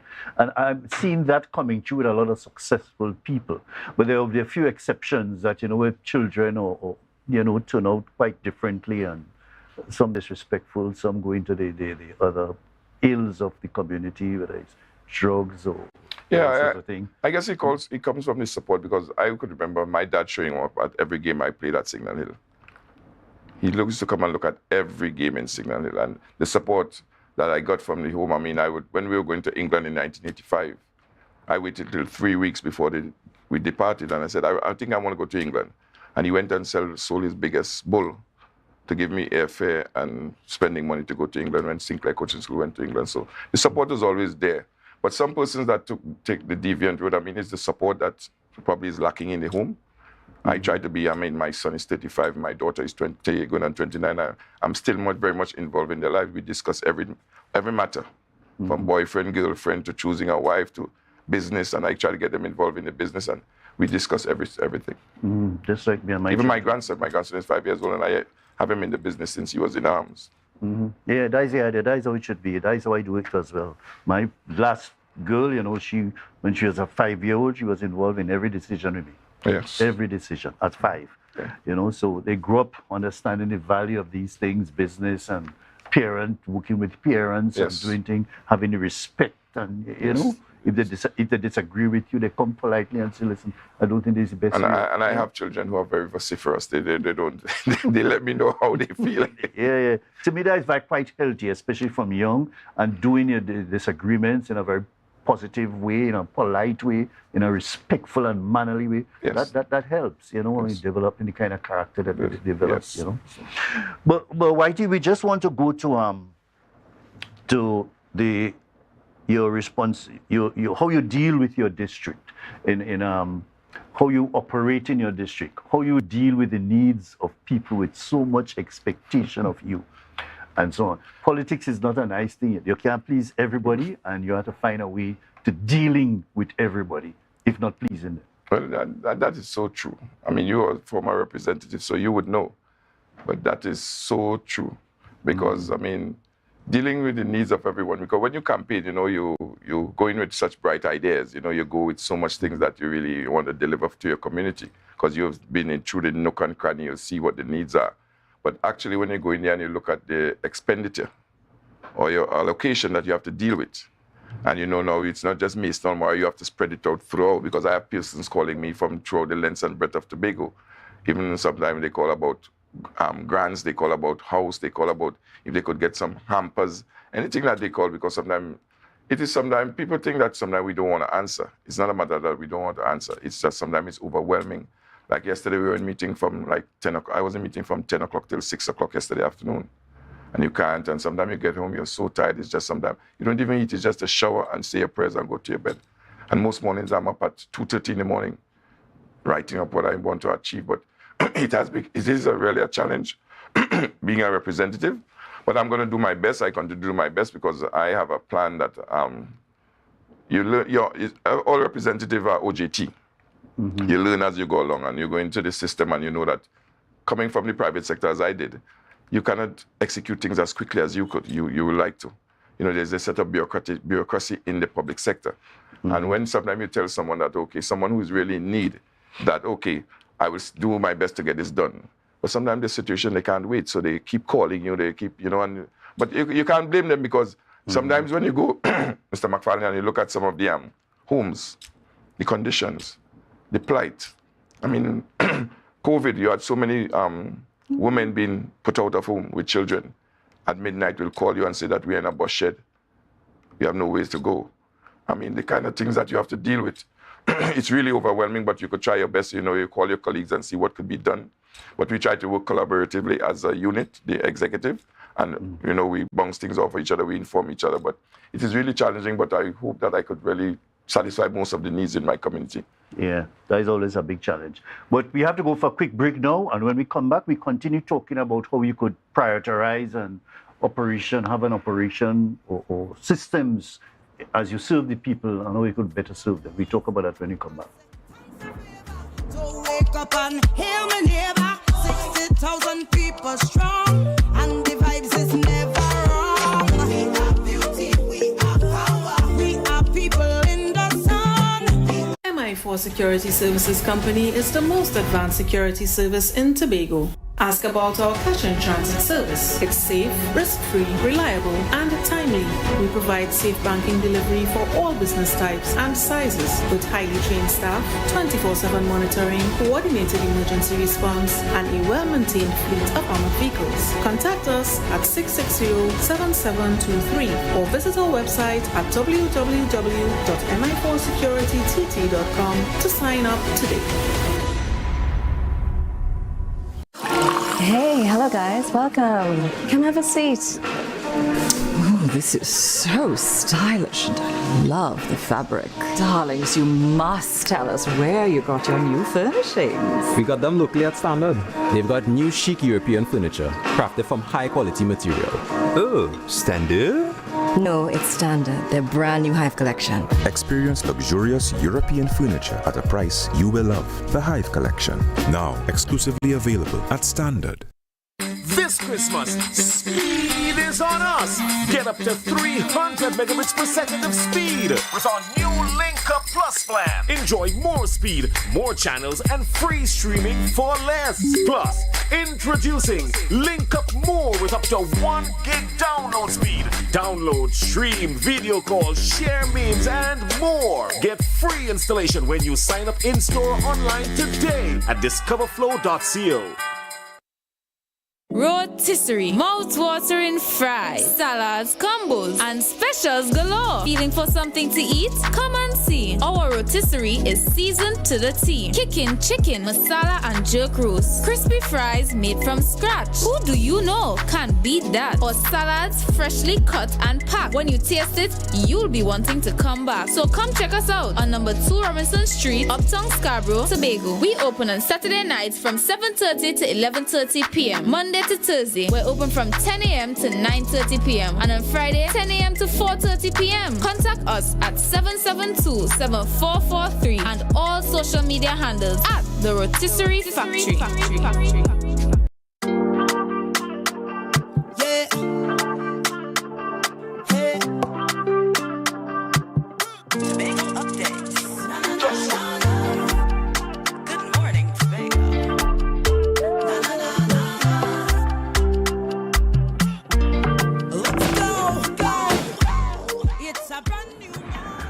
Yes, folks, we back and we talking to Ian Pollard, Ian Whitey Pollard, as he's popularly known here.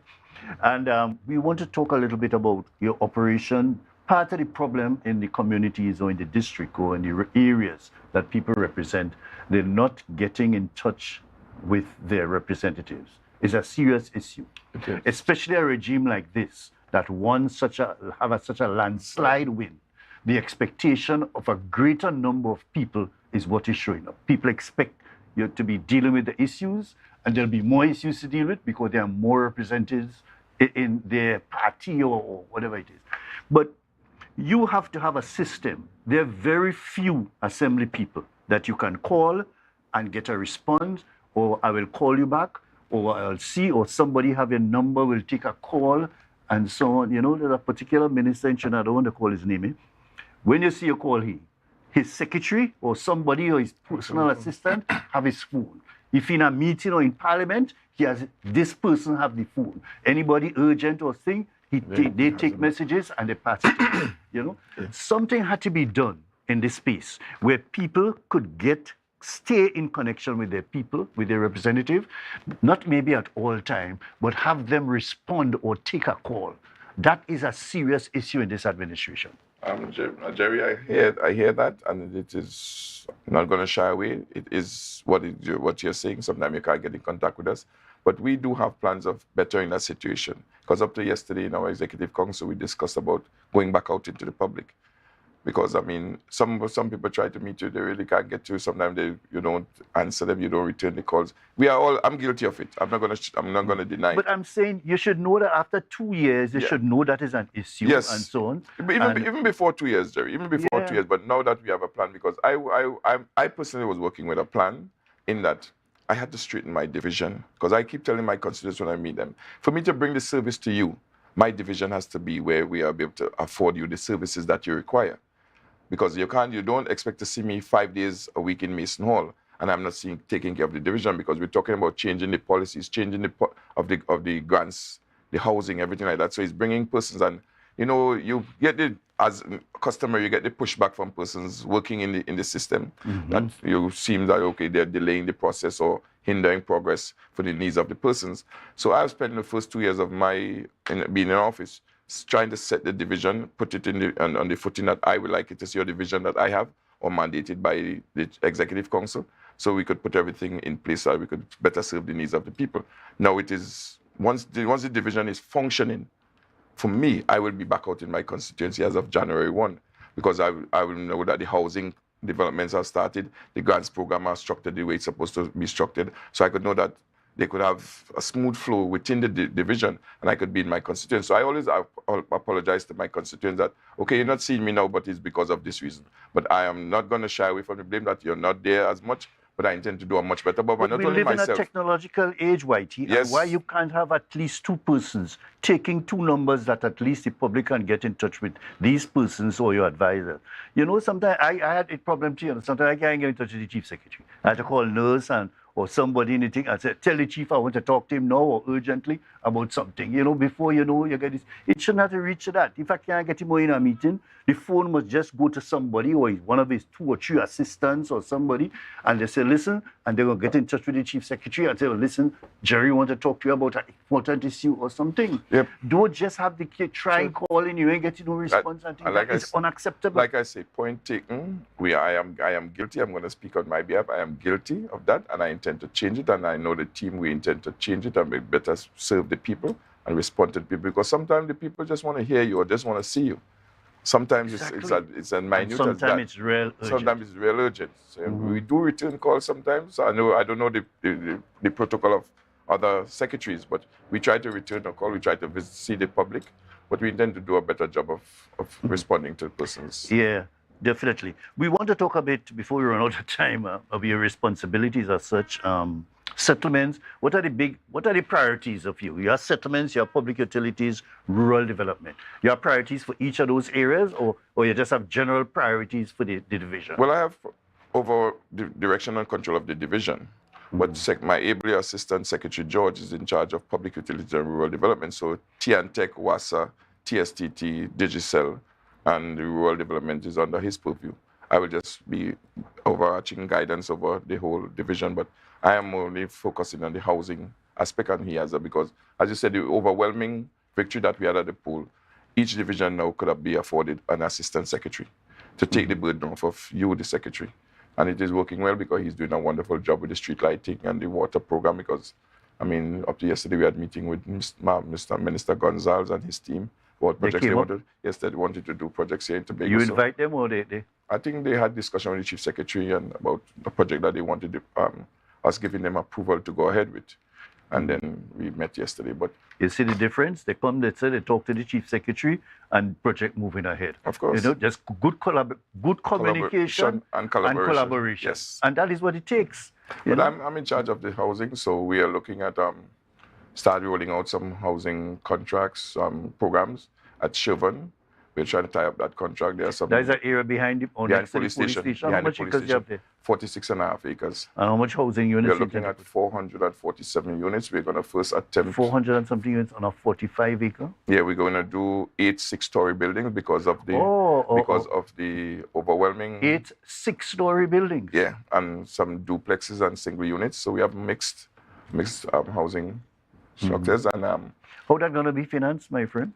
We're doing the design build finance so that the contractor will bring the finance to do the construction because you see the woeful underfunding. You're looking at the same model that they do Milshove? No, that was the boat arrangement. You see, what we do as a division is that we have persons who are pre-qualified to get into the housing system. So we have the persons go to the bank, get pre-qualified, they put the name into the system, and we have the draw so that they could be selected for housing. So all we have to provide to the contractor is a list of persons who are pre-qualified for the cost of the house. You see what entails? But the contractor had to know about who qualified for the house. No, the contractor's business. No, you have to have a listing of the number of persons, not who, but the number of persons they qualified, so that he could know how he's recovering his money because you have to go on because the Chauvin project is estimated to cost $462 million, and obviously we only got $264 million for the whole year for development. So we have to use different mechanisms to bring that kind of satisfaction to the people in you identify the partner, the private sector partner? Yeah, well, we went through the whole tendering process, the evaluation, the RFPs, so the contractors were selected, and then it's different contract for different phases then? No, yeah, different contract for different. We're trying to do it on a phase basis. For doing the building, you have a contractor? No, it's one contractor, but we're doing the whole development in phases. So that contractor will have subcontractors doing different things? Yes, and I had a meeting with contractors or business persons in Tobago, and I told this preferred contractor that I will stand adamantly that Tobago contractors be used. That was the next question I was coming with. And I even had conversation with all the business owners, the Almandas, all the electrical, that when the contract is signed, it is up to them to go and have a discussion with the contractor now about what they could offer and at what price. Because obviously this person could bring whatever they want out of China much cheaper. But I want that they could exhaust every avenues with the Tobago businessmen are concerned that they would be able to be part of. But I would not be part of the discussion because if they need $800 and you're selling a door at $200 and you're getting $800 sold at one time and you have to drop it down to $150, that the onus is upon the business owner to make that kind of adjustment. So I'm just going to set the foundation or set the table for them to have the discussion. Everyone loved the idea. Because it's the first time they have been invited. Have you discussed with some of the hardware people and you have the We invited everyone around the table. Everyone around the table. And they said they love the idea because this is the first time they have ever been invited to talks before a contract started. So they have been kept abreast. We also have stakeholders meeting where we have all the stakeholders at our table. EMA, Tongue and Country, Fire, WASA, T&Tech, everyone is at the table. So when different phases of the approval reaches your division or department, it's nothing new to you. And you have to guide us, WASA, especially with the wastewater treatment plant, and health, and Tongue and Country, and EMA especially, guiding the process. So this talks almost like a one-stop operation. As Mr. Charles did in the era of 1996 to 2000. We have everyone around the table discussing. Because sometimes some things get to a division, and you don't know anything about this. But the head of each division, not just these workers, but the head of each division is at that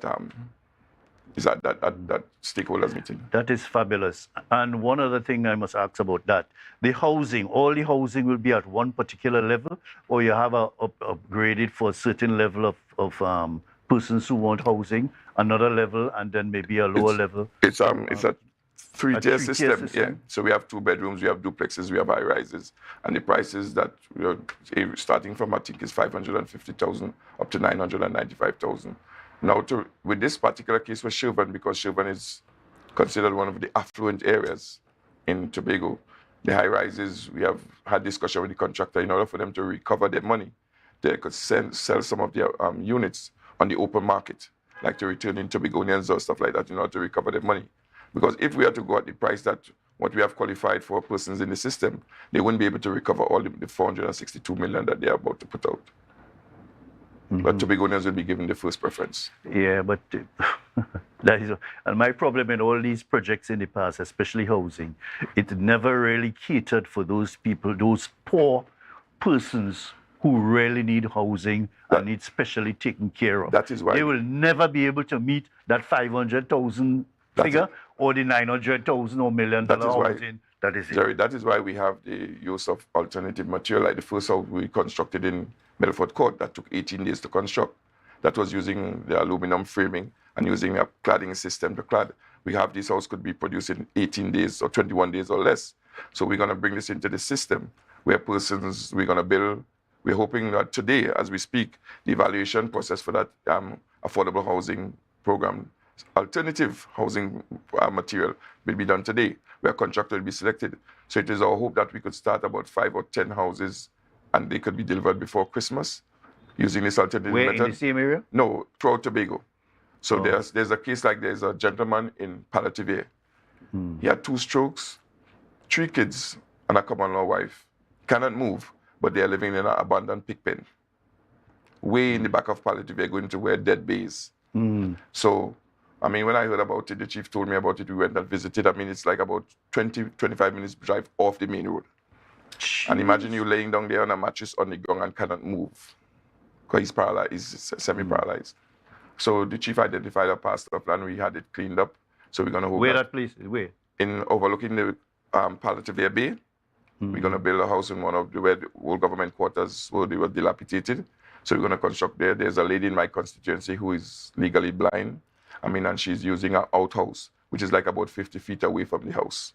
The house is leaning, the outhouse is leaning. So we are out there looking, not my staff, but I accompany my staff also. We're out there looking at this situation and looking to provide housing for these vulnerable persons.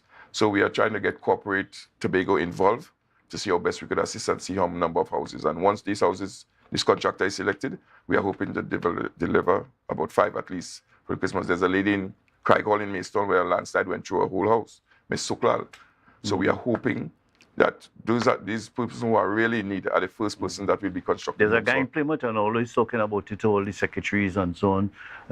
Amputee, both legs gone, he's diabetic, starving, no form of income. He was getting a little allowance. Now we meet 60. They say he can't get it again. He ain't getting the old age pension until he's 65 and all that kind of certainly thing. we're going to see about our first choices, the first set of persons we're going to construct homes for those persons, those indigent persons who really cannot help themselves.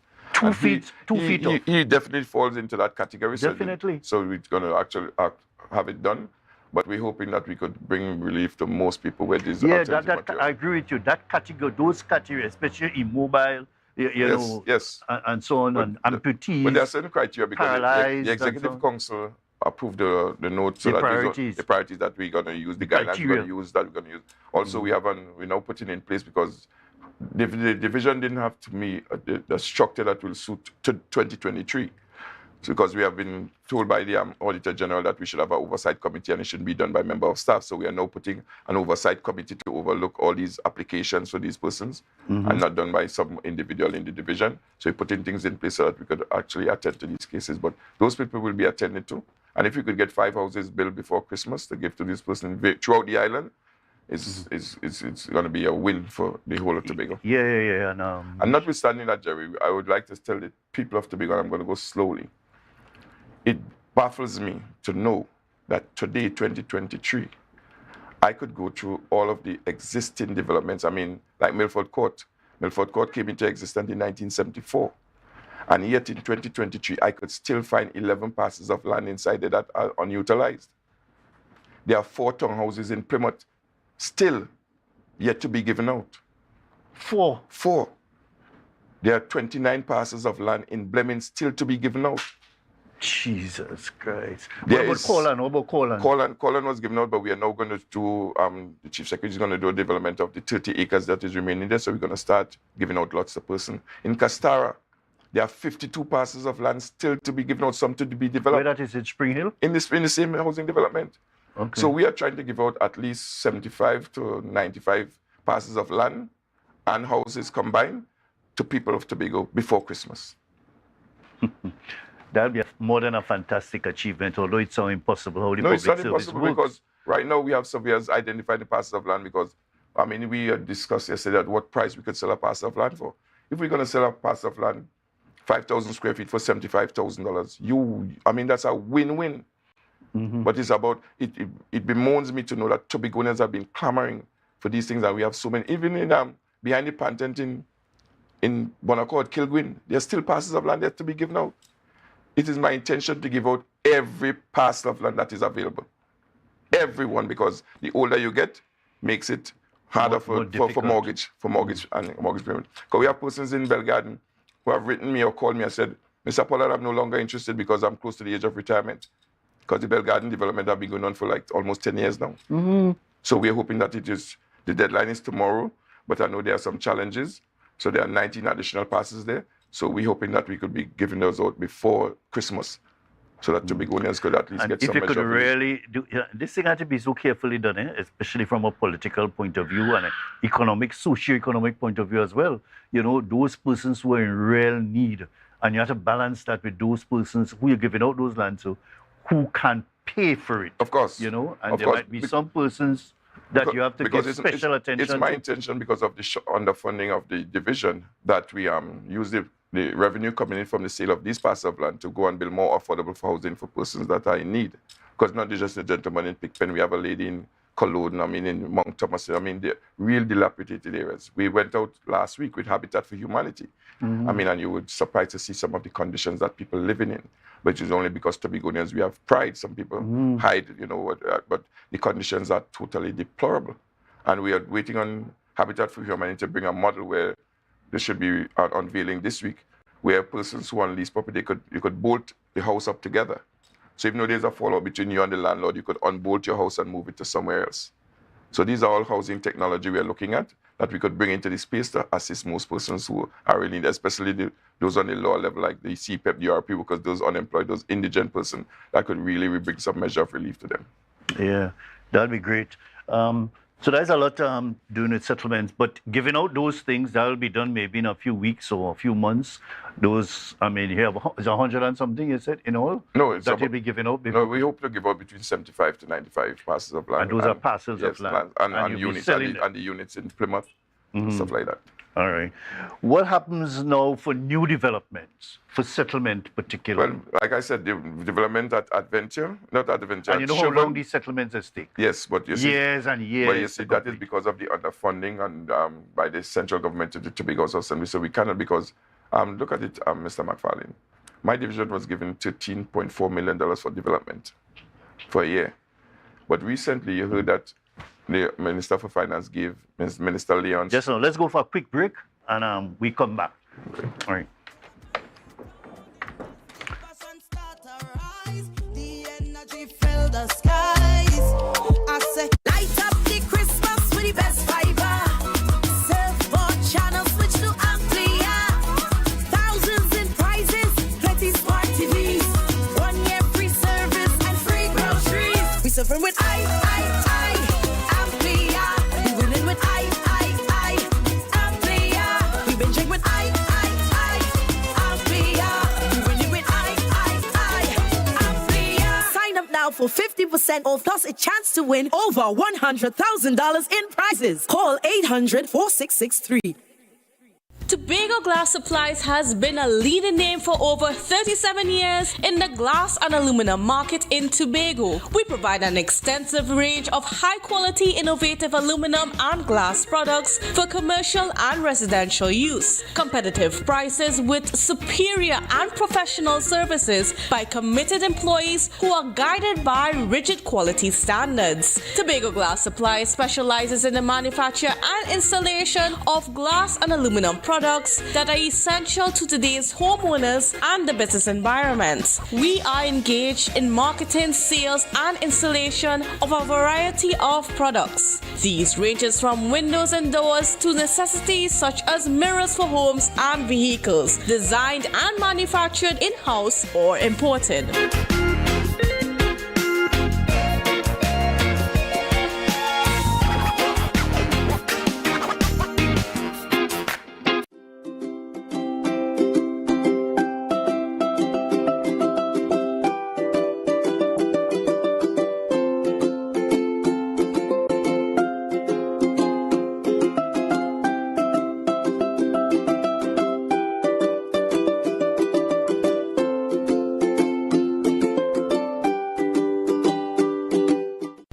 So your car break down. Oh, no, not again. And you're worried paying a wrecker could mean a pocket breakdown too.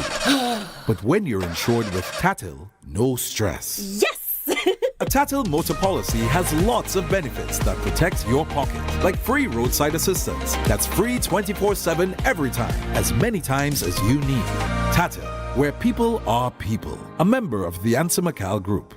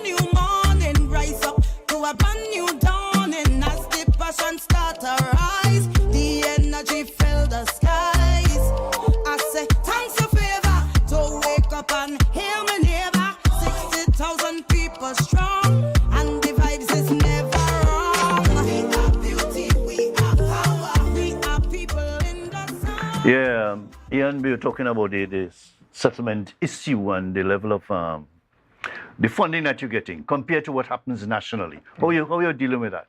Is there a big disparity? Of course, there's a big disparity. There's not equity in the distribution or the development of the islands. Because like I was telling you... Especially in relation to settlements or housing. Mm. Because we were given 13.4 million and never... 13.4 million for what purpose? For development of the division, every aspect of the division. Just general development? Yes. 13 million? 13.4 million. But when you look at what was given to Mr. Leon, the housing minister in Trinidad, just about 3 weeks ago. Leon is not a minister, is he's he? He's not a minister, but he was given to him his portfolio. And they were given $200 million. Mr. Leon was given $100 million to construct 600 homes, starter homes in Trinidad. And then the minister was given 100 million to develop housing in 26 communities. But in Tobago, there's not 1 cent given for housing development. That's why we had to do revert to the design build finance to have someone bring money into the space. Mm-hmm. Because clearly we are woefully, we're not funded where that is concerned, and not only in settlements, in other areas. Secretary James was given $46.7 million for divisional infrastructure. But the payroll for development program alone is $40 million. So all he has to do for development on the island is $6.7 million. Just be staff. So you see that underfunding, and so that to talk about autonomy is real, and it's something that we have to adapt and voice very vociferously here in Tobago. Mm-hmm. Because we cannot but go what that some of your parliamentarians doing about that? There's nobody in parliament that you could talk to. What is happening at that level? I think that where policy is made and decisions is made. You know, Jerry, that everyone loves Tobago when it's convenient. Because I was saying this morning when I got up, it's the first time in the history, and I'm going to discuss it today in our debate, that we have 7 Tobagonians sitting in Parliament. 7? 7. The Prime Minister, the 2 ministers, East and West. We have Senator Hislop. We have Mr. De Freitas. We have Hasselbackers, and we have Miss Maria Dillon Remy. 7 Tobagonians. And what changes have they made or brought to Tobago in the 8 years that they have been in office? And I'm saying, are we better off with 7 Tobagonians sitting in Parliament than when we had 2 or 1? And clearly they are not advocating on the development of Tobago, because look at Mason Mora. 6 of the 7 has roots in North and East Tobago. The only person who doesn't have roots there is Ms. Dillon Remy. Prime Minister is from Mason, Mr. Hislop is from Mason, Mr. De Freitas live at Government House Road. Mr. Hasselbackers grew up on the North Side Road. So we have every Miss Kojo was born in Mason Hall. The member for Tobago East is from the Eastern End. But we have nothing. Look at Mason Hall. The police station in Mason Hall is one of the oldest police stations on the island, and that is on the 6th schedule in the law. And these are things that they are not taking care of. I mean, they're quick to advocate or talk about what is under the 5th schedule that is to be dealt with by us as assemblymen. But they are in office, and you will be shamed if you go and look at the Mora police station to see the condition that these people who are to protect and serve, that they have to work in. The conditions are totally deplorable. I thought they were doing something about it. I didn't know that that was still in that situation. We have lost. I know one commissioner kind of closed it down. Yes, and then they opened it up because it was brought to my attention, and I made a meal of it on the media. But we have lost up to September. That was the 16th house on the north side. There's still not a fire station on the north side of Tobago. So if the fire breaks out now, we have to wait till somebody leaves Camby. And I understand that the tender is not even working, or leave Roxborough to come over. So by that time, you lose everything. These are the things that I'm advocating for, and hope that I could work in collaboration with the government to bring to the north side of the island, because we are really, really lacking of. At one stage, I was very close when I was a member of the assembly. We were having a lot of fires in that community, close to my district, in that whole Escato come back down to Black Rock and so on. We were having quite a few fires. Some people died during my time. And we were on the verge of because we weren't getting the money, and fire services complained that they didn't have ambulance and all these tenders and so on. We were on the verge of getting something, I think it was with BP or one of those companies, to give us a truck well outfitted. It'll be smaller and less to manage and maintain, but a truck to go through these narrow roads and get to the fire. You may have to do something just like that. My constituents are so behind me that they are saying that if once we get the okay or the collaboration, we're working with the central government to construct the fire station, a substation just for one fire tender, that they will contribute materials to construct it. That is so much that they are behind, and see the vision that I have for the north side. Because we need of an ambulance unit station there also. So that if in case there's an emergency, you don't have to come from Crown Point, or you're up in Mount St. George or somebody on the highway with the ambulance to come on the north side. But I've been saying the north side have been neglected. Yeah. Well, I was on the TRHA board, and we took a decision consciously to buy 10 ambulances of a certain size. And we were surprised. I am surprised that after a few years, some of these ambulances just there not functioning. All of them want to be located strategically around the island, so you're not taking more than 19 minutes, we time it, to move from any part where these ambulances located to get to medical attention at hospital. Well, I know 19 minutes. I knew we had discussions last week with the Secretary for Health, and I know that stays on the burner where they're going to get more ambulances, because they got one for Tima. But I know she's working along getting more ambulances for Tobago. But as you rightfully say, it's a strategic location. Yeah, and you have to make a conscious decision. We have to just divert money from other areas to get ambulance, to get people to come to the hospital to get service. You have to make these big decisions and bold decisions. But it's not a matter of just diverting funding. It's about giving us more funding, because, I mean, if you take away from some other area to focus on this area, that means other areas will be lacking. So we're clearly woefully underfunded by the central government to really deliver the service or the needs of the people of Tobago, and that is where the crux of the matter is, about our budgetary allocation. But I could bet you next year, when the whole autonomy bill comes up, they're going to come dangling a carrot to give us 6.8 or 6.9% of the budget in order to woo persons for the election in 2025. But why can't it be done now? In the meantime, Tobagonians are suffering. Every year we have about 1,000 students leaving school in Tobago. 1,000 because I inquired from the Secretary for Education. Jerry, about a month and a half ago, I just put out that I needed 2 personal staff. I didn't let people know how much staff I needed. I asked persons from my electoral district who have bachelor's degree or master's degree, who are unemployed or underemployed. I had 107 persons private message me, 104 with degrees throughout Tobago, who are home. Some of them with master's degree are managing bakery, laundry, totally underfunded. The whole of Tobago, we need more money to hire these people because it is heart-wrenching to know that you spend all your money. But on the other side, that you just can't employ people because you're with degrees. But you have to do things to create or facilitate employment and business. Of course, that may be so, but you see what has happened. 21 years under the former regime, and private sector was never encouraged on the island because not everybody could come and work for the government. My 2 kids never work a day for the government, and they would never work a day for the government because they grew up and saw their parents in private sector doing their own business. But I mean, some persons out there who dedicate their life to studies and come out now and there's either be underemployed because I personally master's doing OJT. But we have to do something to encourage private sector enhancement and development on the island so you could think that because we always suffer from brain drain. Persons will never stay here to work for that kind of money, knowing that the amount of money they spend to gather their education, and they have to resort to a $5,000 or $6,000 And there a are month some job. people who benefited from scholarships from the THA. When I went away, it was 8 of us that went away on football scholarship. I was the only one who returned. I was the only person out of the 8 of us returned to Tobago because I decided I don't need to come back. And that was a conscious decision. That was a conscious decision. And you had other opportunities that you could have stayed. I could have stayed. I mean, ladies offered to marry me to let me stay and stuff. I said no. I graduated on Sunday, the 20th of January 1992, and I was back in Tobago on the 21st of January 1992. The next day I was back in Tobago. Yeah, some people like that. Some people just like that, and they're very committed to the island's development and so on. So it's not surprising like somebody like you will do that.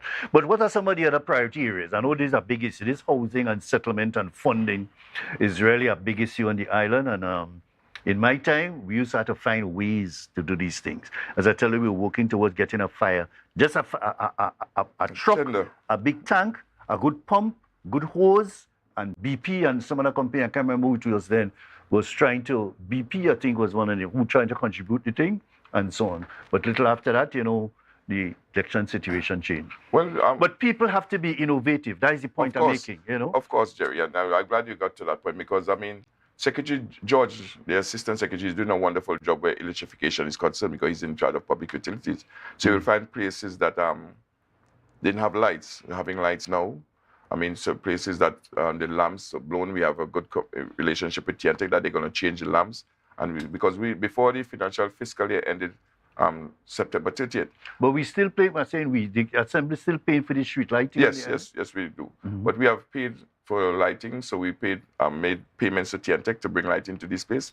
Yesterday in our meeting with Mr. Minister Gonzalez, we raised the point to them that we have paid the money since before the end of the fiscal year. So we're hoping that these places that we paid for get electrification before Christmas because the money is there. But what happens is that when we pay the money, Trinidad tells you when the project will start. So the decision is made in TNTEC in Trinidad. So he said he's going to look into it. We are supposed to supply him with a listing of the areas we paid for and see if we could have it accelerated so that lighting could come. Water. Secretary George is in charge of water also. And we had a very fruitful discussion yesterday with Minister Gonzalez and his team of opening a well in a booster station in Goldsboro and transmitting water from the east to the west of the island. Because you have a good supply in the east? Yes, a very good supply in the east. That coming from Hillsborough, right? Yeah, Hillsborough and Goldsboro and those places, they're good supply. So it's just a matter of the infrastructure. Because I brought the point up to them on yesterday. In Sherburne, where we're going to bring the 447 units, that means at some point in time, you're looking at 2 motor cars per home. Obviously, the highway will have to be widened at some point in time because I'm a futuristic thinker. 15, 20 years down the road. And they laid it along by the Welcome to Canaan side, right on the verge of this road. I said, the left side going up is private property, but on the right side is state. If you have to extend, you'll have to go where you don't have to pay anything. So obviously, if they had collaborated with us or communicated with us, we'd have said, put it back another 15 feet. The pipeline? The pipeline. Because if it is to rupture 10 years down the road, you have to dig up and close down the whole highway in order to have it fixed.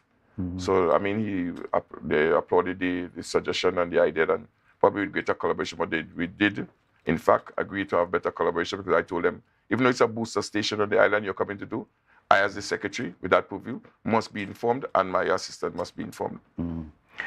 There's another thing that I think you should bring to your attention. I brought it to the attention of certain government officials. In 1948, I think, the Hillsborough Dam was constructed and pumping water a few years after through to Mason Hall, from Hillsborough down to Mason Hall, and then spread out to different parts. That line at the time was a 12-inch asbestos line. A 12-inch asbestos line. All people children and so on, worked on a project, brought it to my attention years ago. But I couldn't believe it.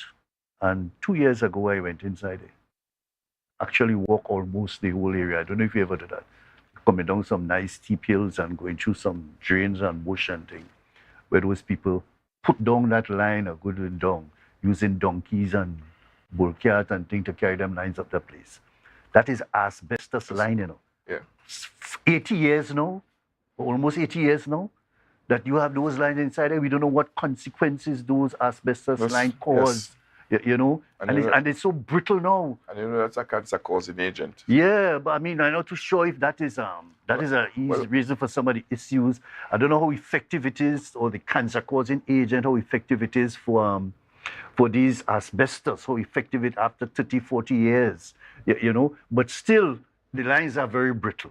And that's supposed to be a major project to change out those lines. Well, very often, last year in particular, we had many breaks in that area, many breaks. And when you have a break in that line coming down there, all the areas on the side has be affected. Well, in all fairness, I knew that they did some changes of lines in that area.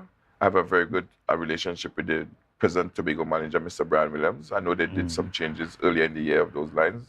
I'm not sure if they did when all. it breaks. Yeah. Whenever it breaks, you just change out that one particular length. Yes. But I know there are plans to change the infrastructure, because that is what is happening in throughout Tobago, that the aging infrastructure is causing that you dig here, you patch today, and tomorrow, 5 feet away, there's another leak that's sprung up. And to me, that has to do with pressure management. Yes, of course. Serious. You have to manage the pressure. You just fix a pipe, next 5 minutes as they open pressure, the thing bursts out again. It must be an issue of pressure management. So you, after you close back the thing, you gradually open the pressure. You're opening the thing wide.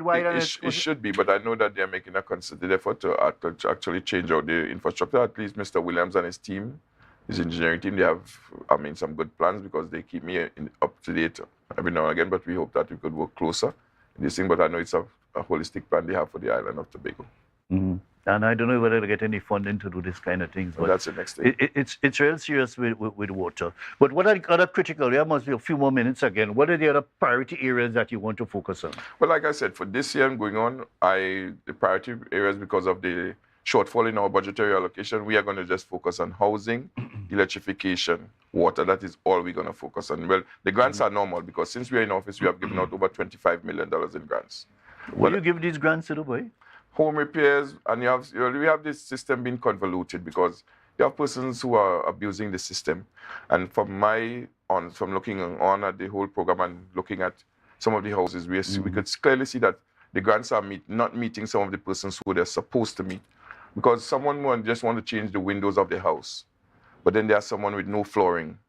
I mean, every week they have to put something to prop the flooring. I mean, totally dilapidated. So we're restructuring the whole grants program. We hope that from the fiscal year 24 to 25, from my visit to Jamaica, they give you a one-off grant. They send in an engineering team, they assess your home, and they come up with a figure like, okay, it's going to take $60,000 to bring Jerry home to some habitable condition to live in. We're going to give you $60,000. It's going to be a one-off grant. It's not that every 5 years you could come back. We're going to bring your home up to that standard, one-off, based on the limit is approved by the Executive Council, and bring persons out up to that. And you're giving them the grant, you're giving them the cash, and they do what they want with the cash, or they can't. They have to effect the repairs. No, well, and you pay them after. What we do now is we give you the grant for material, because we have $15,000 grant. You have $7,500 for material, $7,500 for labor. They give you the labor checks so that you could pay the person. But we are looking at different situations.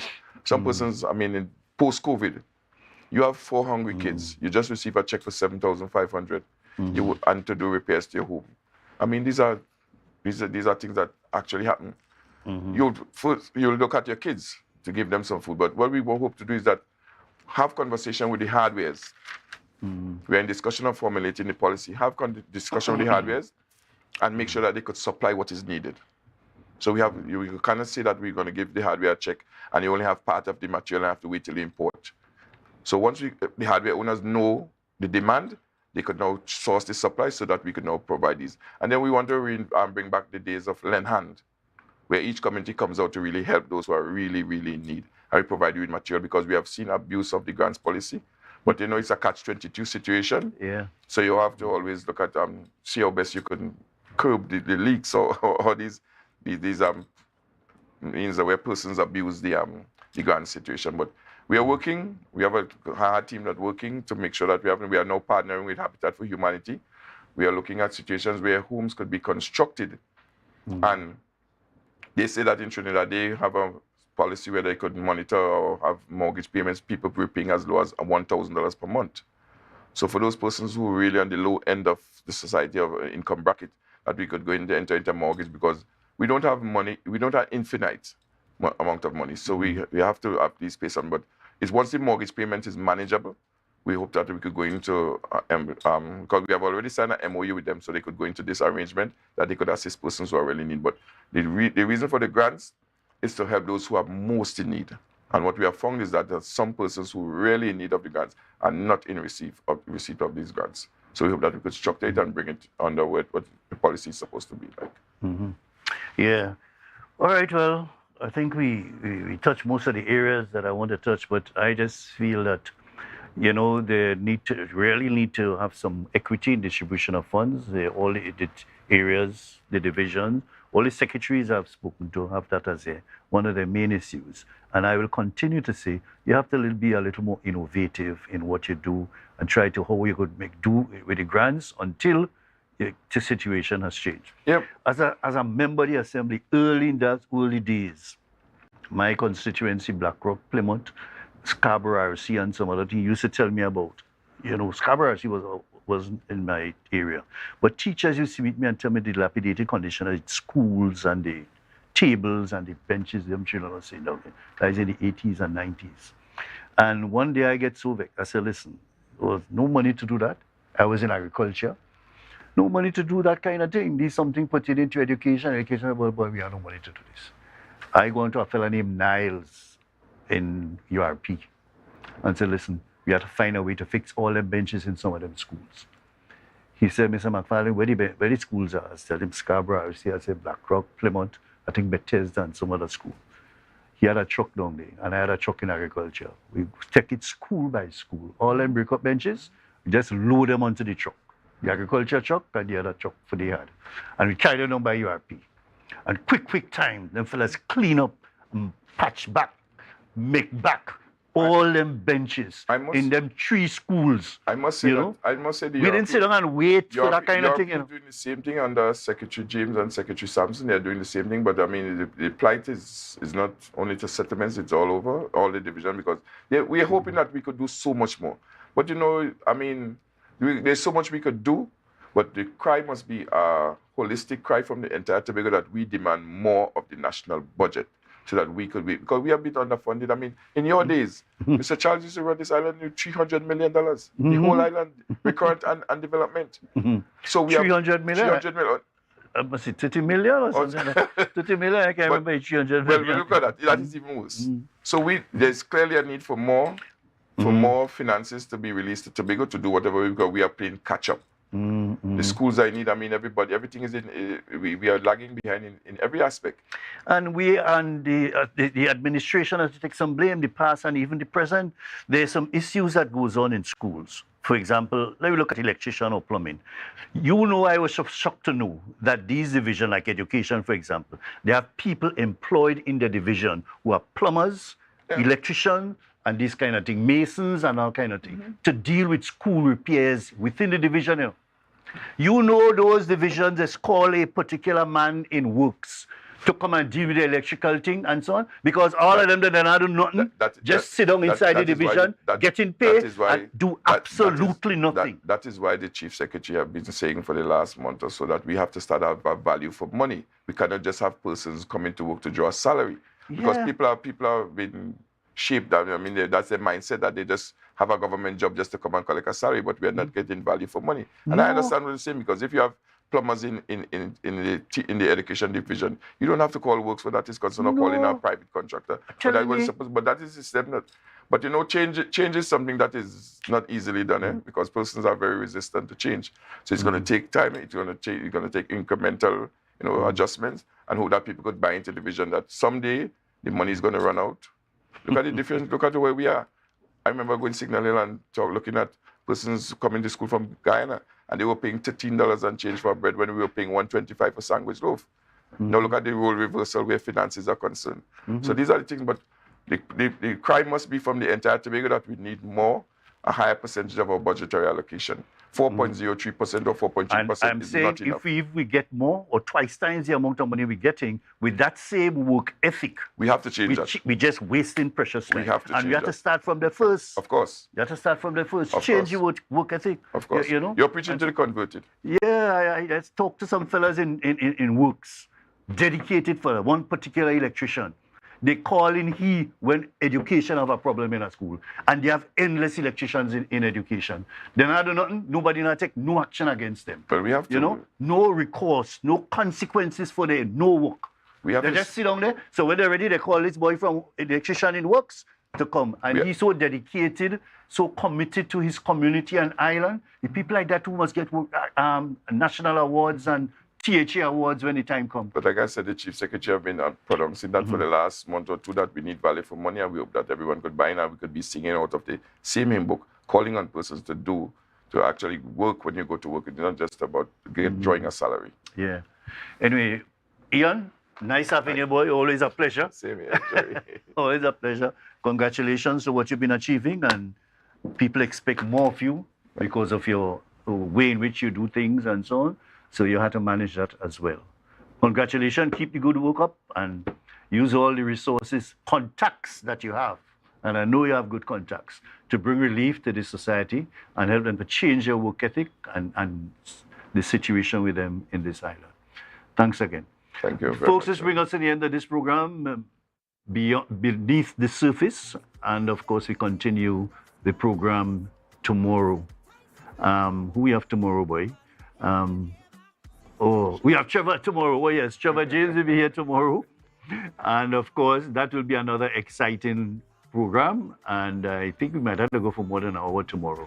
But so we have Trevor James tomorrow, the Secretary for Infrastructure and Infrastructure, Quarries, etc.